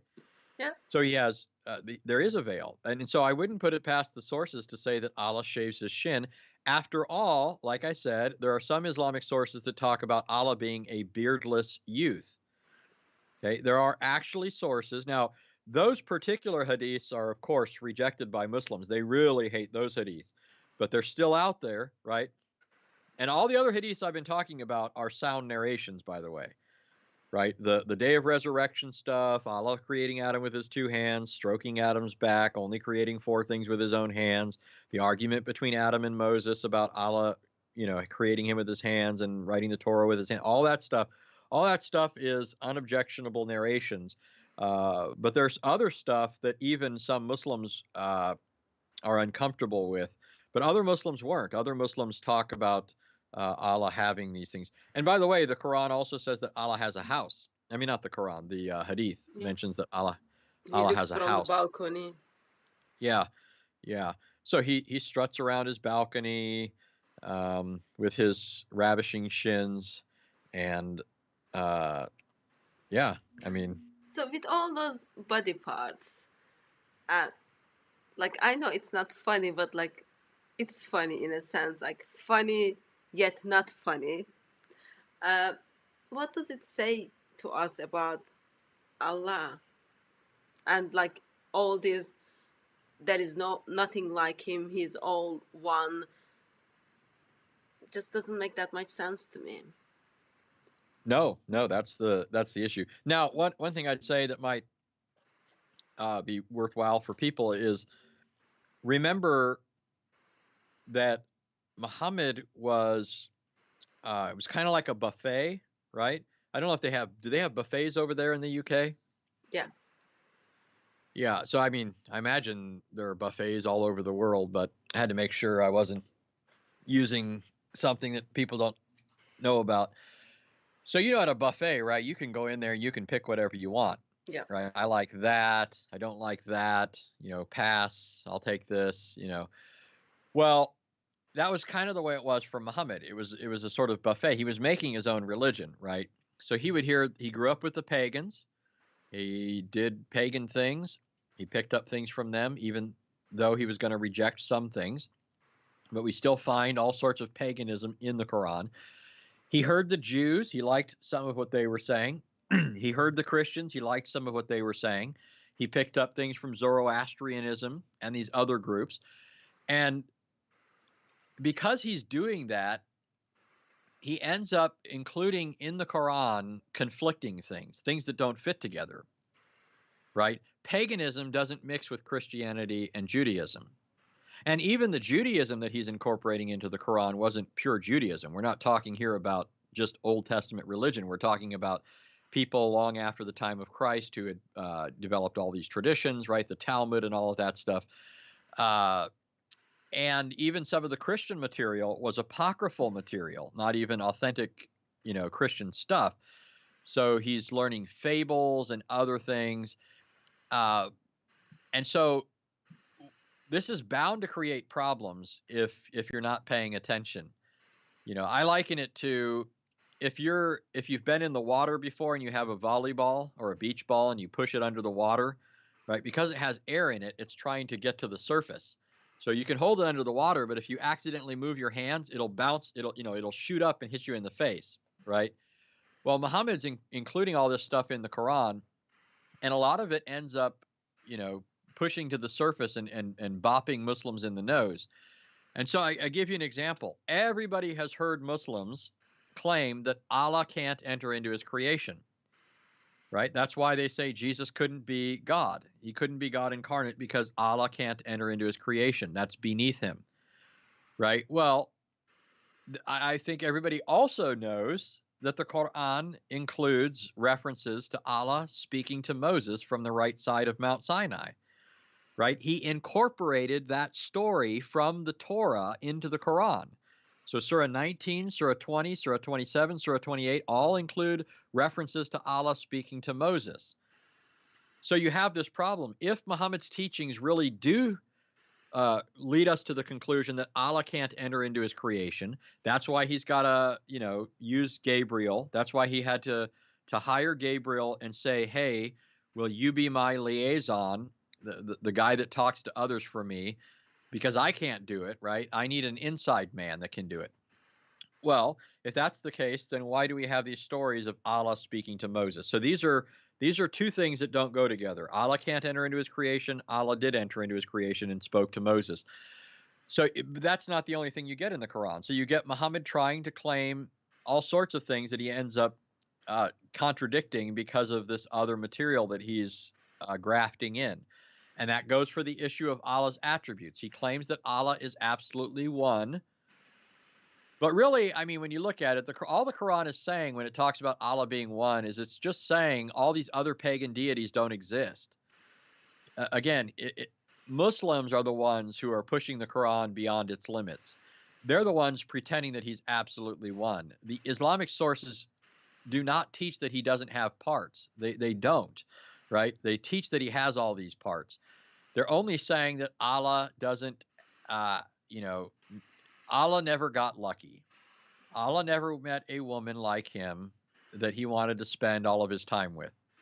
So, I mean, it's if they weren't busy trying to claim things for their Quran that just aren't true, they wouldn't have some of the problems, but they would still have a whole bunch of problems, right? I mean, it's still a problem to say Allah has these separately existing parts that are something other than him, right? That can exist independently of him, like this thing. Speech Quran, yeah. So couple of comments and kind of questions. As we talked about Allah's hands, his fingers, all those kind of things.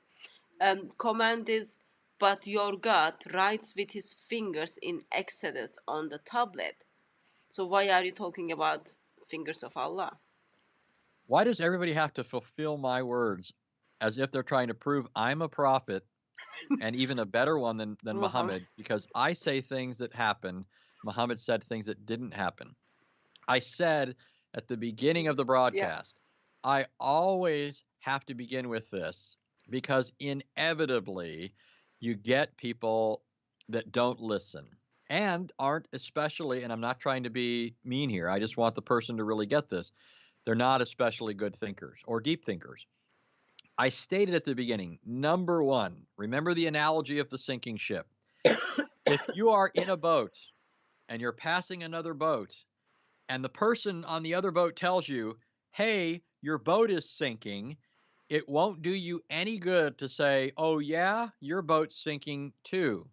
You better start doing something to rescue yourself. If that's a sinking ship, it doesn't matter how many other sinking ships there are in the world, you're still sinking. So even if it were the case that the Bible presents God as having these sorts of features, it doesn't help Muslims. Okay, they have to defend their own book. They can't simply engage in the fallacious tu quo que fallacy, right? You too. That's what that basically means in logic. That a person's saying, "Oh yeah, you got the same problem." Imagine somebody coming to my door and saying, we think you're guilty of murder, and we're going to bring you up on charges. And then I say, "Oh yeah, well you're guilty of murder too." What good is that going to do me if I don't have any better defense, then I'm going to prison or I'm going to be executed, right? Doesn't matter if the other person did that too. Okay. But I also pointed out that the Bible uses figures of speech. Okay? There's a clear difference when the Bible uses figures of speech and when the Quran uses things literally. Okay? I gave copious evidence that the Quran and Hadith are using these things literally. You cannot say that these are simply figures of speech. One thing I didn't mention, just for the sake of time, and that's the one that actually addresses Exodus, is the Bible teaches that God, although infinite, eternal, and unchangeable, and transcendent over all of creation, and omnipresent throughout all creation, the Bible teaches that God can condescend, he can enter into his creation, and he can appear when he chooses to do so in a visible manner. That has never been something that Christians reject, right? We don't think that God's eternal nature is limited. We don't think that he has hands, face, eyes, and so forth. But we most certainly believe that the creator of heaven and earth can reveal himself to his creatures if he chooses to. But that's not a Muslim belief. They don't think God can do that sort of thing. So when the Islamic sources say Allah has all of these attributes, they're not talking about a condescension of Allah, Allah stooping down and humbling himself in such a way that he can appear to creatures. So they're saying their God really is like this. He exists up there. You know, he really sits on a throne. His feet are on the kursi, right? They're on the little stool, the footstool. He's held up by 8 angels, according to the Quran, right? He lives in a house. He looks out over a watchtower. He hides behind a veil. He casts a shadow, according to the Islamic sources. I mean, he has a shadow. There's a reflection. I mean, the sun can't pass through him because he's solid after all, right? That's how Allah is presented in the sources. But Christians, on the other hand, say that no, God is not like that in his essential nature, but he can condescend. He can appear. And this is what Christians mean by theophany, right? There are theophanies in the Bible, instances of God appearing in human form. Okay, so similar question or comment. Do you believe Yahweh literally residence in the temple, like Bible says? Because we were talking about Allah is from the balcony, all those kind of things. So Yahweh is residence in the temple. Okay, so a couple things here. Number one, remember, as I said, that as Christians, we think that God is infinite, eternal, and unchangeable. So he can't be limited to or confined to anything, but he can manifest his presence in special ways wherever he wants. So God dwelling in the temple is not a problem for Christians, right? If Allah, though, on the other hand, is eternally a being with a face, eyes, hands, and so forth, then he is confined to wherever he's at. He's confined to his throne. He's confined to his house. He's confined to it, and so forth. The passages that talk about God and the temple, listen to what it actually says. This is Solomon at the dedication of the temple. Okay, Solomon at the dedication of the temple. Solomon says this. Hold on, let me just pull it up real quick. So this is 1 Kings chapter 8, verse 23. Solomon said, "The Lord, the God of Israel," so he's praying to God, "there's no God like you in heaven above or on earth below, you who keep your covenant of love with your servants who continue wholeheartedly in your way. You have kept your promise to your servant David, my father. With your mouth you have promised, and with your hand you have fulfilled it as it is today. Now, Lord, the God of Israel, keep for your servant David, my father, the promises you made to him when you said, you shall never fail to have a successor to sit before me on the throne of Israel, if only your descendants are careful in all they do to walk before me faithfully as they have done. And now, God," okay, listen closely, "of Israel, let your word that you promised your servant, my father David, come true." And then he says, "But will God really dwell on earth? The heavens, even the highest heaven, cannot contain you. How much less this temple which I have built?" Okay, did you catch that? Solomon is saying, you have promised that you would dwell here with your people in a special way. Will you really do so? We know that you can't be contained by anything. right? Not even heaven itself can contain you. You transcend all created reality, right? So God is present everywhere and transcends all created reality. So it's no problem for God to specially manifest his presence in the temple like he did. Um, but Of there course. is trouble for Allah because he's not everywhere. Yeah, plus like what's happening in Kaaba as well. On that topic, so someone is making a comment. This is, I think, one of the best response I ever heard. Speaking and entering the creation are not the same thing. So we talked about how Allah enters the creation and then speaks to Moses, like in Surah 27 in burning bush. In here, individual is expressing speaking and entering the creation are not the same thing. So apparently Allah's speech can be very much separated from him, while Allah is in somewhere else. His speech can be on the burning bush. So notice how, I'm going to refute him on this point in just a second, but notice how he's proven a different point that I've made. I have said that Allah's attributes are something other than him. So now he's admitted that Yeah. there's a bifurcation, a separation between Allah and his attributes. Allah can't enter into his creation, but somehow his attribute of speech can.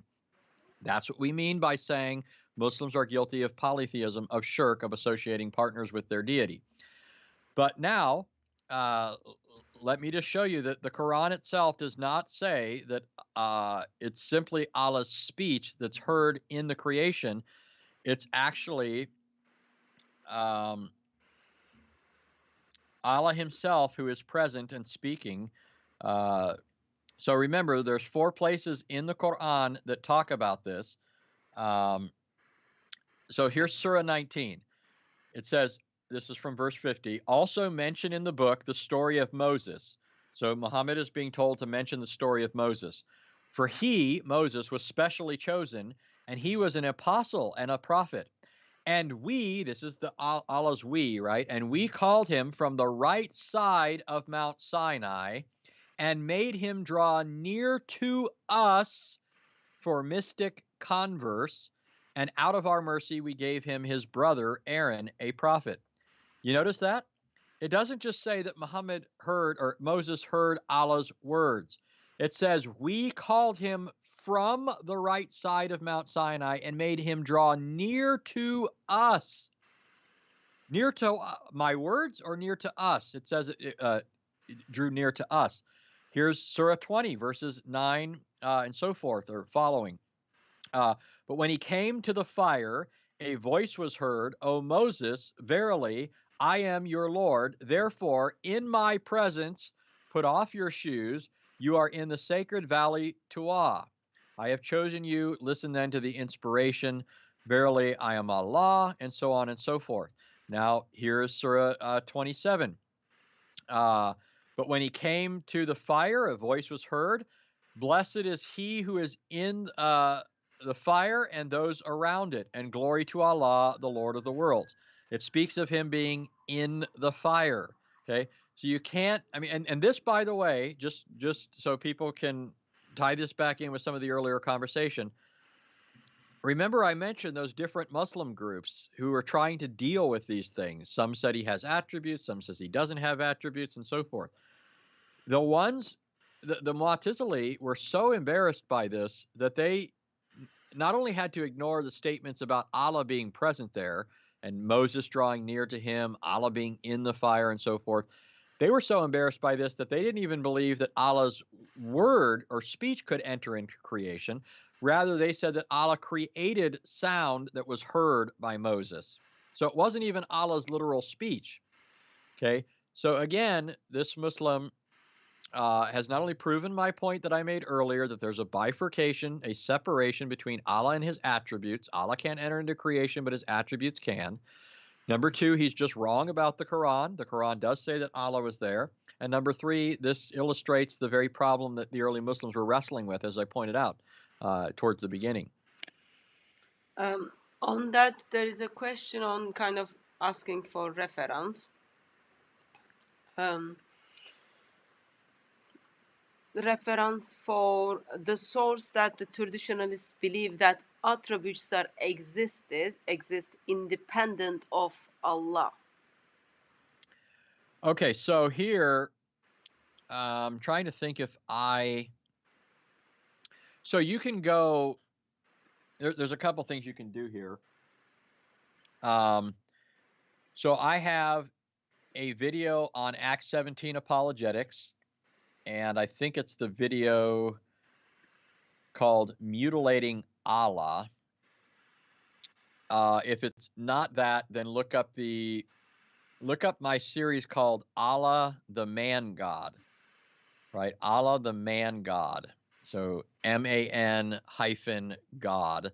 And in those videos, I'm pretty sure somewhere along the way, I quoted some Muslim scholars on this. Number two, you can look at my article on Allah's hands on answeringislam.org, where I quote various Islamic scholars.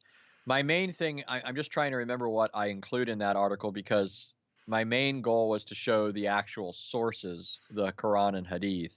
Though I do recall quoting various Muslims. I also have an article on Answering Islam called Allah the Man God, where I quote some sources. In fact, I mean, let me. I could easily pull any of these up, but actually, let me give you a few other sources. So this is a book written by Hamza Yusuf, and it's his interpretation of the creed of Imam al-Tahawi, so an Islamic creed, and it's basically an Ash'ari creed. And in here, he talks about the dispute among the Muslims between the early traditionists who said Allah has literal attributes, the Jahmiya and the Mu'tazili who deny that he has attributes, and the later Ash'ari and Maturidi. I also have many other books where, for example, this is a book written by Ibn al-Jawzi. It's called The Attributes of God, and so it's a translation of one of his works relevant to this issue.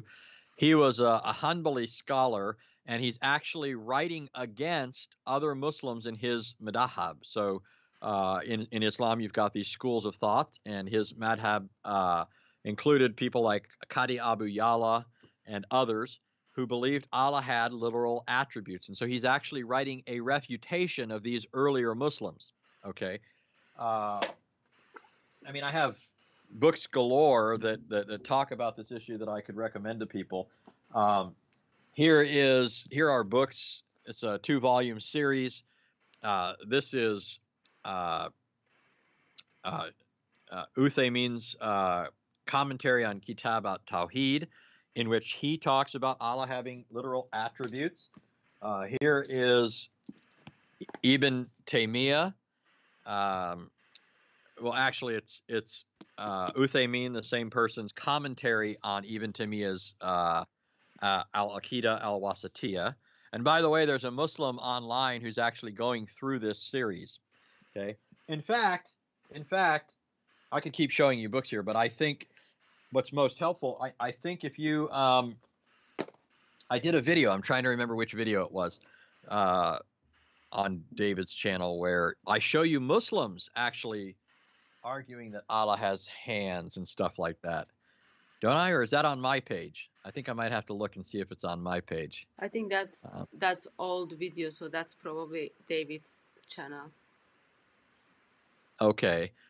I'm just trying to remember. It's one of the videos. I know that if they look up where is Allah, you'll see certain Muslims arguing that's that in Allah. David's channel. Yeah. So where is Allah is on Acts 17 apologetics. Look up that. You'll see Muslims themselves saying Allah is in a certain place, and then other Muslims saying no, he isn't, and he's here and elsewhere, and all this other stuff. But I'm pretty sure I did a video just not too long ago, and I guess I can keep looking for it Um, Also, while we're talking. another reference, Abu Muin al-Nasafi, al-Nasafi is talking about Allah and his attributes. They are eternal or not eternal. In page 90 and 91. And then also we've got Ghazali's talking about it. Somalichriqued talking about foot of Allah, his face, all those kind of things. And then express that there is nothing like Allah but. And then someone just sent me a message. Your name was on it. Let me just check what is. I think this is the reference. Okay, so the video you are talking about, it's called Mutilating Allah, Anthony Rogers on Acts 17 apologetics. So people can watch the video to get the references. Right. Yeah. So there's references in those videos. And it is sad that Muslims are asking Christians to give reference while all Muslims are just like trying to ignore the topic. That's a bit sad, but Yeah. Well, was that a Muslim asking or? it was Muslim who was asking. Okay. Yeah. I mean, he should know. He should know that this is just standard, Yeah. internecine conversation among Muslims. There's no. I'm not. Remember, I always like to preface it with this, and I did say this towards the beginning. When I approached the Islamic sources, my assumption was we don't have a difference on this area. We all agree that God is infinite, eternal, and unchangeable. So he's a spiritual being, not material, doesn't have hands, feet, eyes, or any of that. That was my assumption. I thought we all, because I had talked to Muslims. We're talking like 25 years ago, right? I had talked to Muslims and I just assumed that our major differences were things like the deity of Christ, the Trinity, the incarnation of Christ, his death, burial, resurrection for our sins, those sorts of things. But over time, I thought, wait a minute, why do these sources just keep speaking in these ways that seem to force you in one direction? Like Allah really does have these attributes. And then I became more and more familiar with the Hadith, and then became more and more familiar with Islamic scholarship. Um, I mean, I could keep going, pulling books off the shelf. I mean, look at this particular book.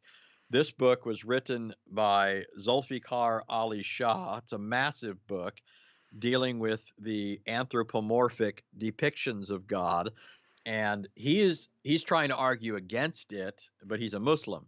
And Yeah. so he, of course, has to interact with things found in the Quran and the Hadith, and that was taught by the earliest Muslims.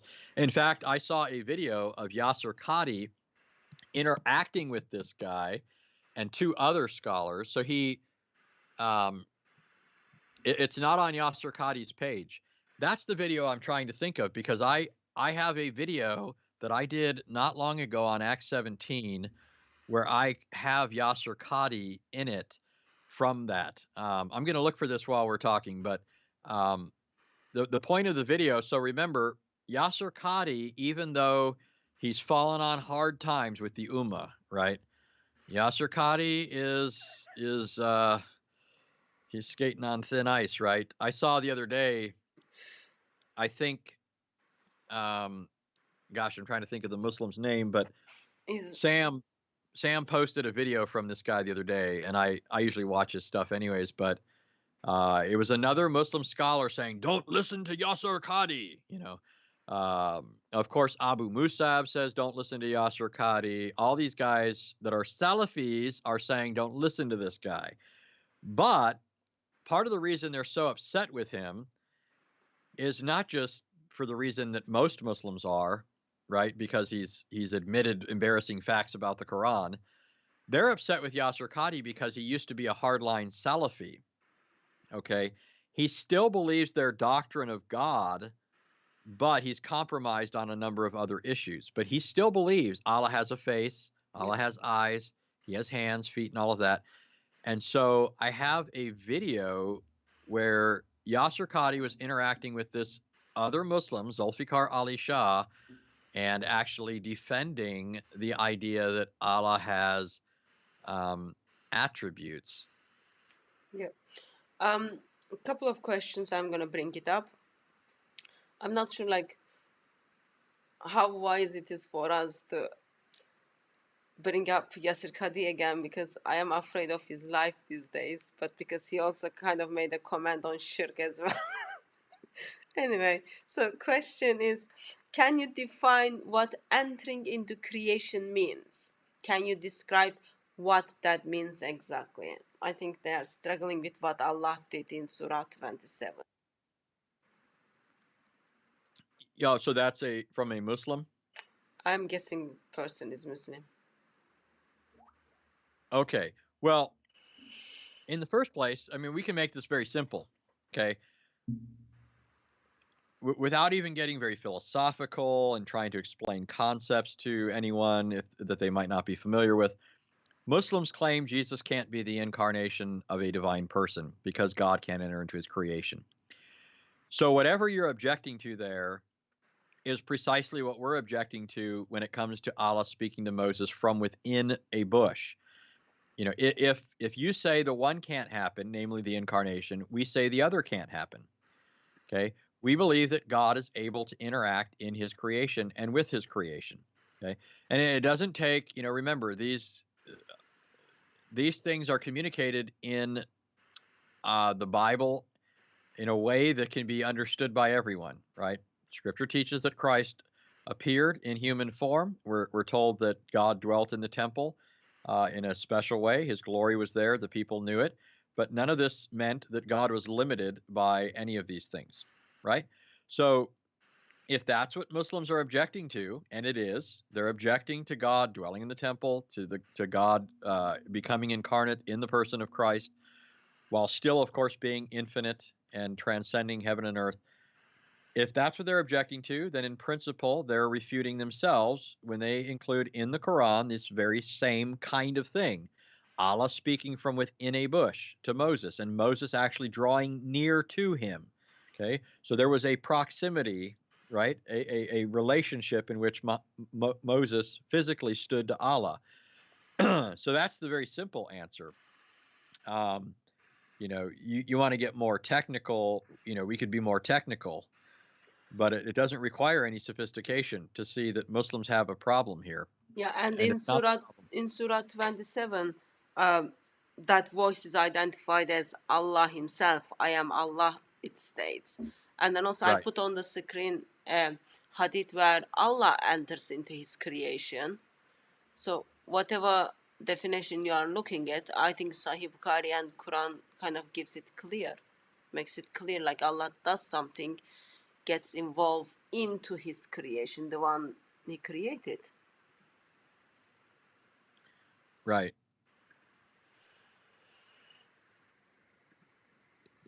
Yeah. Sorry, I'm so behind of the comments.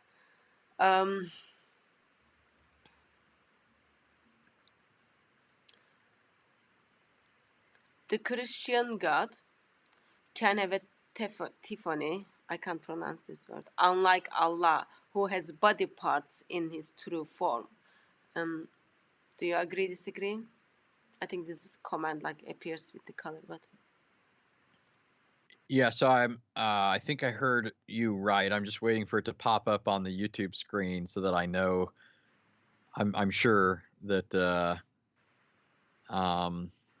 so you're saying the that the Christian, person said that God can appear in a funny, theophany, but yeah, the God of Islam can't. yeah. Right. If Muslims are right, then we shouldn't have any passages in the Quran of Allah appearing and speaking to Moses. And I do think there's much in the Quran that does argue against the idea that Allah can appear in his creation. The problem is there are passages that contradict it because Muhammad was sloppy when he was doing his buffet thing, and he included in the Quran things that shouldn't be in there. But Christians believe that God can appear.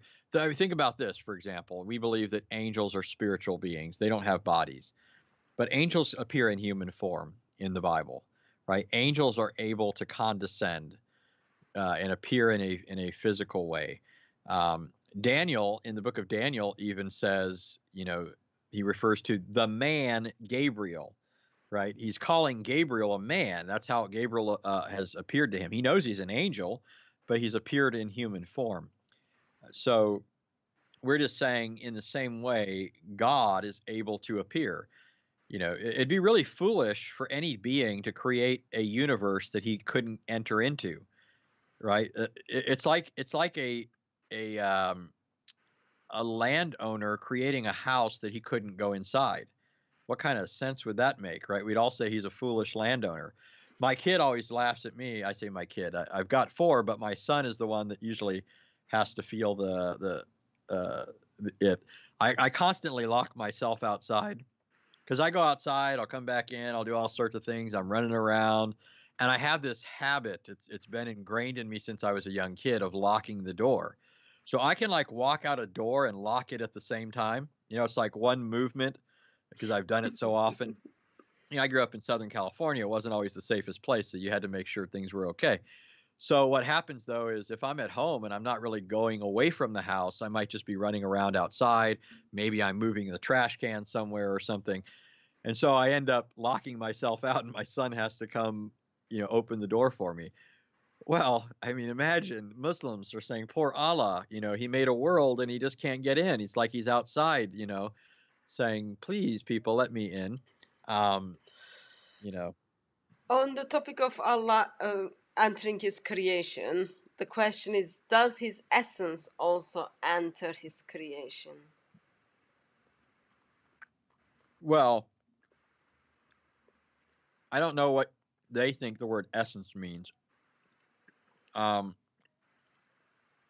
God's essence is ineffable to us, meaning it's beyond our comprehension. Remember, I mean, even man's physical body, even the very atoms that everything are made of, no creature can plumb the depths of any of those things, right? No philosopher, no scientist thinks that he has gotten to the essence of things. Okay, so we don't even know the essence of creation, much less the essence of God. But it's certainly not anything created. It's certainly not material. And so when Muslims think of God being here and present and so forth, they're thinking of it as a kind of physical thing, right? But that's not what I mean at all. God is able to be entirely present in one place as well as in every other place. It's not as if, part of God is in America and another part of God, like a big toe, is over there in China, right? God is not made up of parts, and it's certainly not physical. And so I just think they're not really thinking through what it is Christians mean by God in the first place when they start asking questions like, is it his essence that enters it? Because, I mean, really, I don't believe that entering it is even the best language, because I don't believe the world was ever devoid of God. When God created the world, it was necessarily always something that he was ever present to. There's no point in time at which the world was ever somehow apart from him, right? That he wasn't there upholding and governing it. Scripture says that God upholds and governs the world by the word of his power. Every single atom is upheld by him, right? He is presently sustaining everything in creation. So, but again, just going back to the simple remarks, because I think that's where Muslims need to begin, right? I think that they're busying themselves with more sophisticated lines of thought because they want to keep this out of range for themselves, right? They want to be able to talk themselves into thinking that they've got some good issue here against Christianity, but they don't. According to them, Jesus can't be God because God can't enter into his creation. So God cannot live and act as a human being in this world. And yet the Islamic sources say Allah appeared in a bush and spoke to Moses, or from a tree, right? The Quran says tree. So whatever we're talking about here, it It's the same across the board, right? You can't object to one while you still have the other in your Quran. And next one is kind of a statement. Someone came to the conclusion that Islam says God is everywhere. Well, Don't again, say this at Speaker's Corner because you will get into troubles if you say God is in everywhere, because Muslims are gonna say, is God in the bathroom? Is God in here? Just be wise. But anyway. yeah. In fact, go watch my video that's on where is Allah. Okay, I have a video, and it's all Muslim scholars. It's on Acts 17 apologetics. It's called Where is Allah? In the video, you'll see Muslims arguing over this. You have the Muslims who today still hold to the belief of the earliest traditionist Muslims, saying Allah is not everywhere. He is not in his creation. He is on top of a throne held up by 8 angels who are standing on top of 7 heavens, which are on top of 7 earths. So Allah is a really, really, really, really long ways away, right? That's why he doesn't make visits very often, okay? Actually, there are sources that say he descends to the lowest heavens the last third of the night. But the point is that the Muslims do not teach that Allah is everywhere. Like Hatun was saying, many Muslims get extremely upset when you say this, because then they start saying, are you saying that Allah is even present in the bathroom? Are you saying he's present, in a bar? Now, when we say he's present, again, it's not a physical thing. God is not like being contaminated with cooties, right? It's not like there are germs that he's contracting so that he can't be somewhere. But of course, God has to be everywhere, upholding everything, or it wouldn't exist. But the other thing is, think of the problem this creates when you say that Allah is not everywhere. If he's not everywhere, he's not in the bathroom, then maybe you should go do your dirty business in the bathroom, right? All a Muslim has to do if he wants to do something bad like drink is go to the bathroom and drink. If he wants to commit adultery, all he has to do is go into the bathroom. Allah won't follow you. He'll never know what you're doing, right? And by the way, the angels can't record it either, because the angels won't enter into that sort of thing, right? I mean, I have here, actually I don't. It's across the room. I have Ahmed bin Hanbal's Musnad, where somebody comes to Muhammad and says to him, Gabriel hasn't been visiting you in a while, right? And it almost sounds like the person sticking it in Muhammad's face, like this bothers Muhammad. And then Muhammad says, well, maybe it's because you people won't cut your fingernails and trim your hairs or whatever. And what he's saying is, the reason Gabriel hasn't come is because Gabriel can't be in certain circumstances, right? People who don't follow Allah's OCD rules, right? If they don't follow Muhammad's every action, then the angels won't come. The angels won't be present. The angels don't enter a house with a dog. The angels don't enter houses with pictures, right? So they won't enter the bathroom either. So if you want to do something wrong, just go in the bathroom. But by the way, I should say this. The vast majority of time when you look at the Islamic sources, they talk about Allah being above the 7 earths, above the 7 heavens, above the throne, above the eight angels, right? And he's not in every place. He's only in one place. You have a couple of statements that some Muslims try to use to prove that Allah's everywhere, like the statement, that he is Close to your jugular vein? Yeah, there's the statement he's closer to you than your jugular vein, and then another statement similar to that. Oh man, these people like calling me. This poor guy. So that's actually, anyways, that's a prisoner calling me. I keep missing his call, but anyways, so what Muslim scholars will say is that it's not Allah who's present, it's Allah's knowledge that's present, right? So he's close to us with his knowledge. And we could even ask, how is his knowledge present if he's not? And you might get different answers from Muslims. Some Muslims would say he knows because there are angels here recording it, and they report back to Allah, right? Other Muslims would just say that somehow his eyes are here, his seeing is here, but he's not here. They come up with all these different little excuses to get out of it. But again, it involves them in all the problems that I've been bringing up. Allah has a plurality of attributes. They're separate from his being and from each other. They involve Muslims in shirk. And, it's just problems galore. There are a couple of more questions are coming on the essence of Allah and how kind of they're independent or they're separated or what it's all. But I think we can deal with them later because I'm aware that your phone is buzzing. But, last No, that's question. fine. I'll ask you the last question. Last question is, I think it was Nada. She wants you to talk about womb of Allah. Can you please explain the womb of Allah? Okay. Now I'm wondering where it went, because I had it not long ago. Let me see here. I didn't have Allah's womb. I had my book. I was just gonna comment on that, but okay. Hold on one second.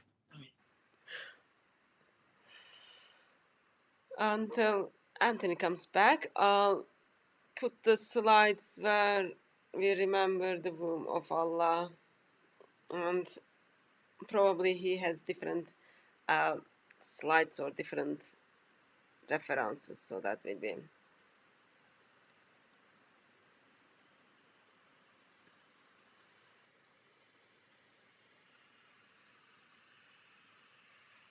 And he's gone for a long time.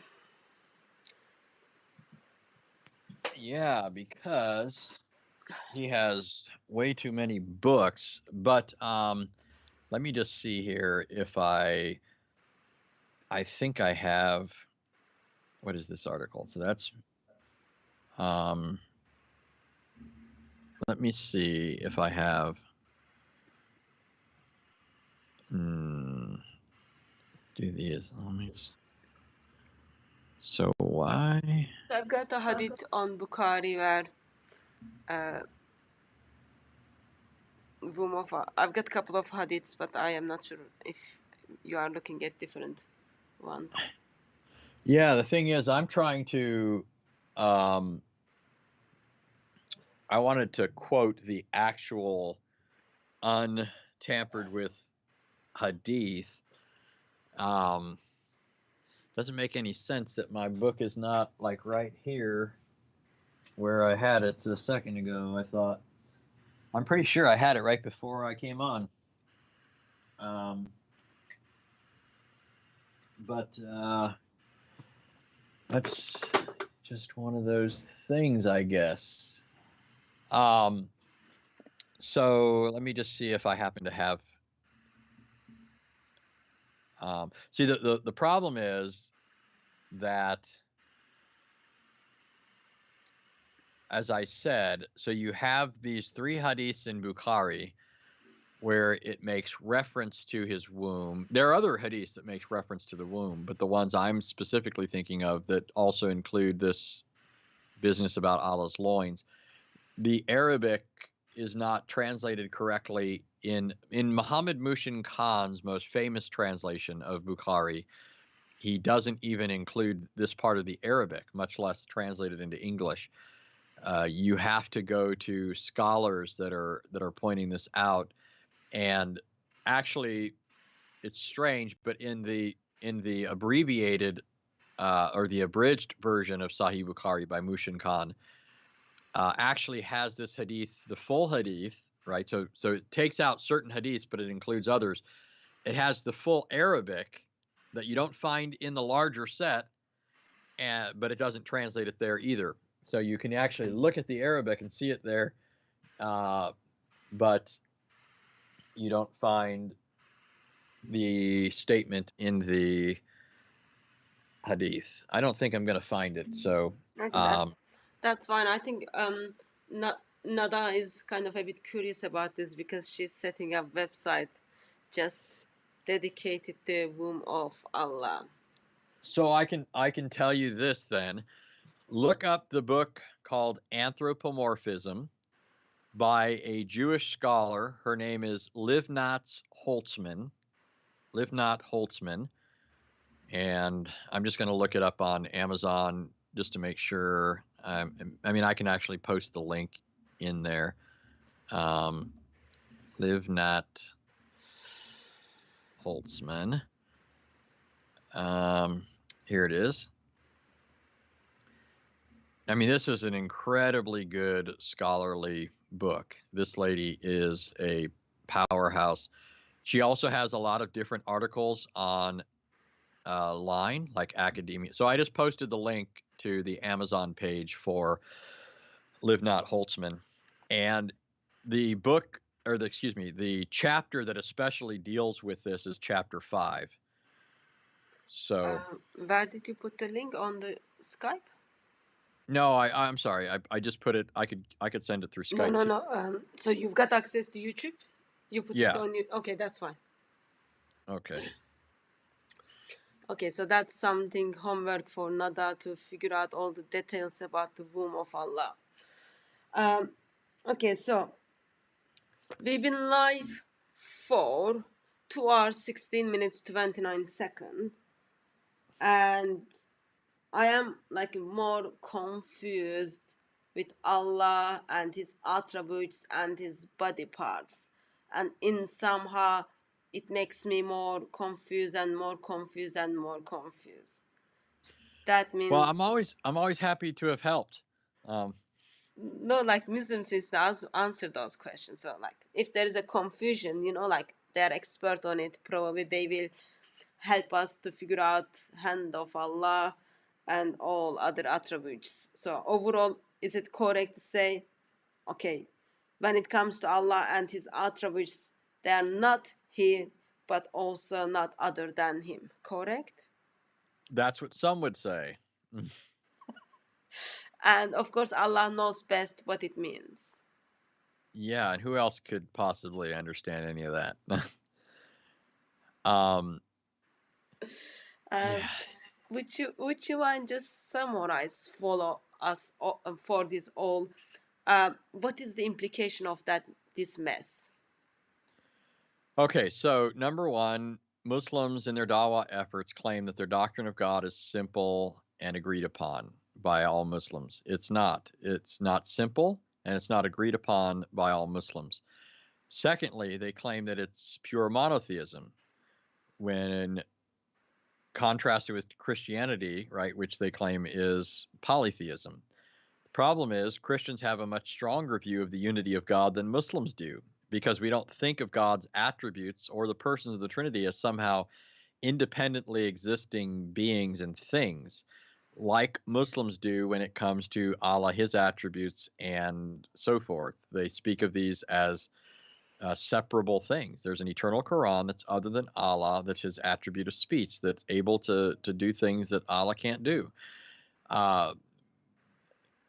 Third, they have the problem of anthropomorphism, which not only means that Allah has these parts and so isn't absolutely one, but it also creates a problem in terms of his relationship to space and time. I mean, how does he exist as that kind of a being if he doesn't have a universe already in which to exist?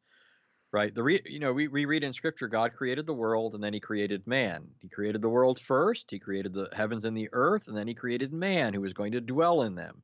Same logic would have to apply to Allah. If Allah has eyes and face and ears and so forth, then he needed a heavens and earth in which to exist.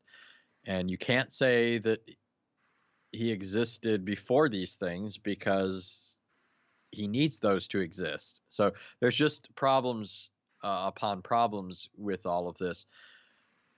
And I've just never met the Muslim that can deal with any of this.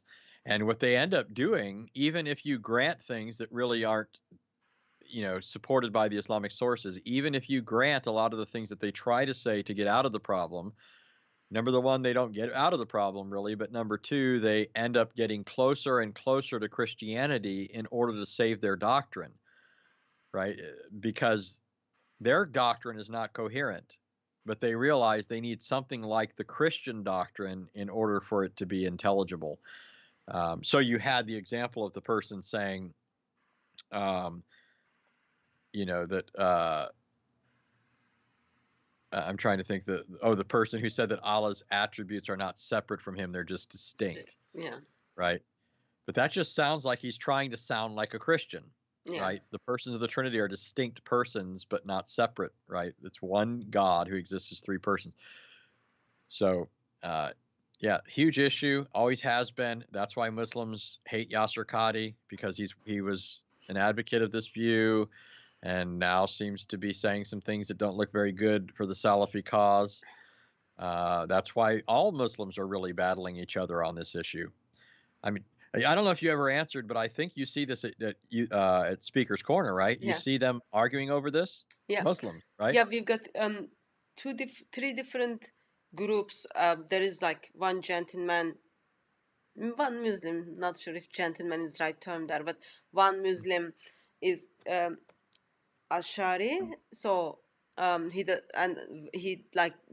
was a debate with the Salafis on discussion, and then on the other hand you've got Shias who doesn't make any sense at all with this, and also another individual Muslim missionary once said, for example, Quran is eternal, but that means like it's going to be eternal. So there was a time and place, those things are going to be eternal, are created to be eternal. So that when it comes like Quran, but the body parts of Allah, there are some in-house discussions at Speaker's Corner. Okay, I think we will finish this topic here. And yeah, I seriously concerned about Yasser Qadhi, because have you seen the video he put together?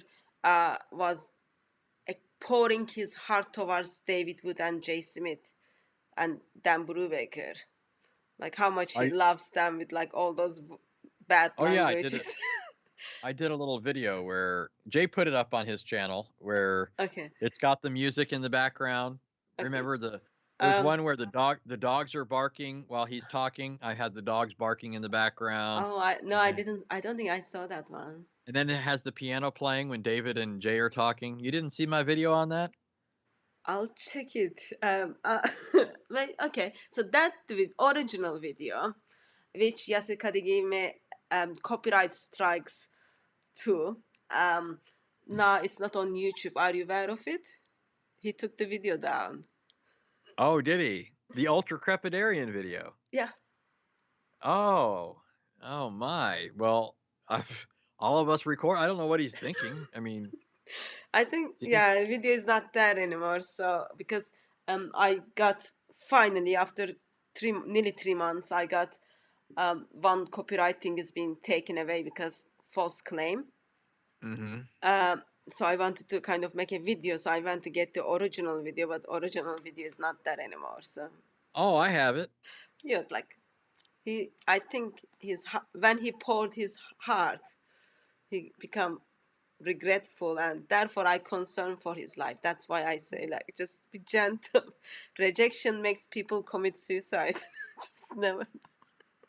His heart is. Anyway, okay. Yeah. So last question on the spiritual advice side, pastoral question. I'm sure we will kind of go through this video again, get all the references, work through, and continue to challenge Muslims about how awesome this messed up Tawhid is as time goes on. But in a couple of weeks, in Christian family, in the body of Christ, we will starting Lent. Have you got like any advices to us for land? Well, not per se. Okay. I mean, I'm not really familiar with the practice of Lent. I know that's popular in some contexts, but it's just not one that I'm overly familiar. I mean, I understand partially what goes on with that whole thing, but um, yeah, I'm just Okay. not. Okay. I'm not specifically. Okay. That's fine. Yeah. Got another pastoral question? No, no, no. I mean, That's more than enough. That's more than enough. Okay. yeah, Sorry, when the messages comes, can you ask Anthony? So I think we will deal with the other questions in our next conversation. There are some questions are coming in with Allah entering His creation with His essence, or linked with the topic we discussed. I think we will pick them in our next meeting, because I kept you for nearly 2.5 hours. That's like very long time. I'm sorry that you had to take the time from your family to be with us. Thank you very much for that. all right. And dear beloved ones, thank you very much for joining us. And dear Muslim friends, I do hope that you come to notice that actually it's really messed up, very much messed up, and all this mess can only be cleared up with the death and resurrection of Lord Jesus Christ, which it's already taking place. All you need to is look up to Him, accept Him as your Savior, accept Him as the eternal Son of the Father, and by believing in Him, you will have eternal life, not messed up with the body parts of Allah or the things Allah doesn't even know at this stage. And we will see some of you probably on Monday in a live stream, or if that doesn't happen, we will see you at the bosom of the Father. Anthony, thank you very much for joining us this evening. Thanks for having me.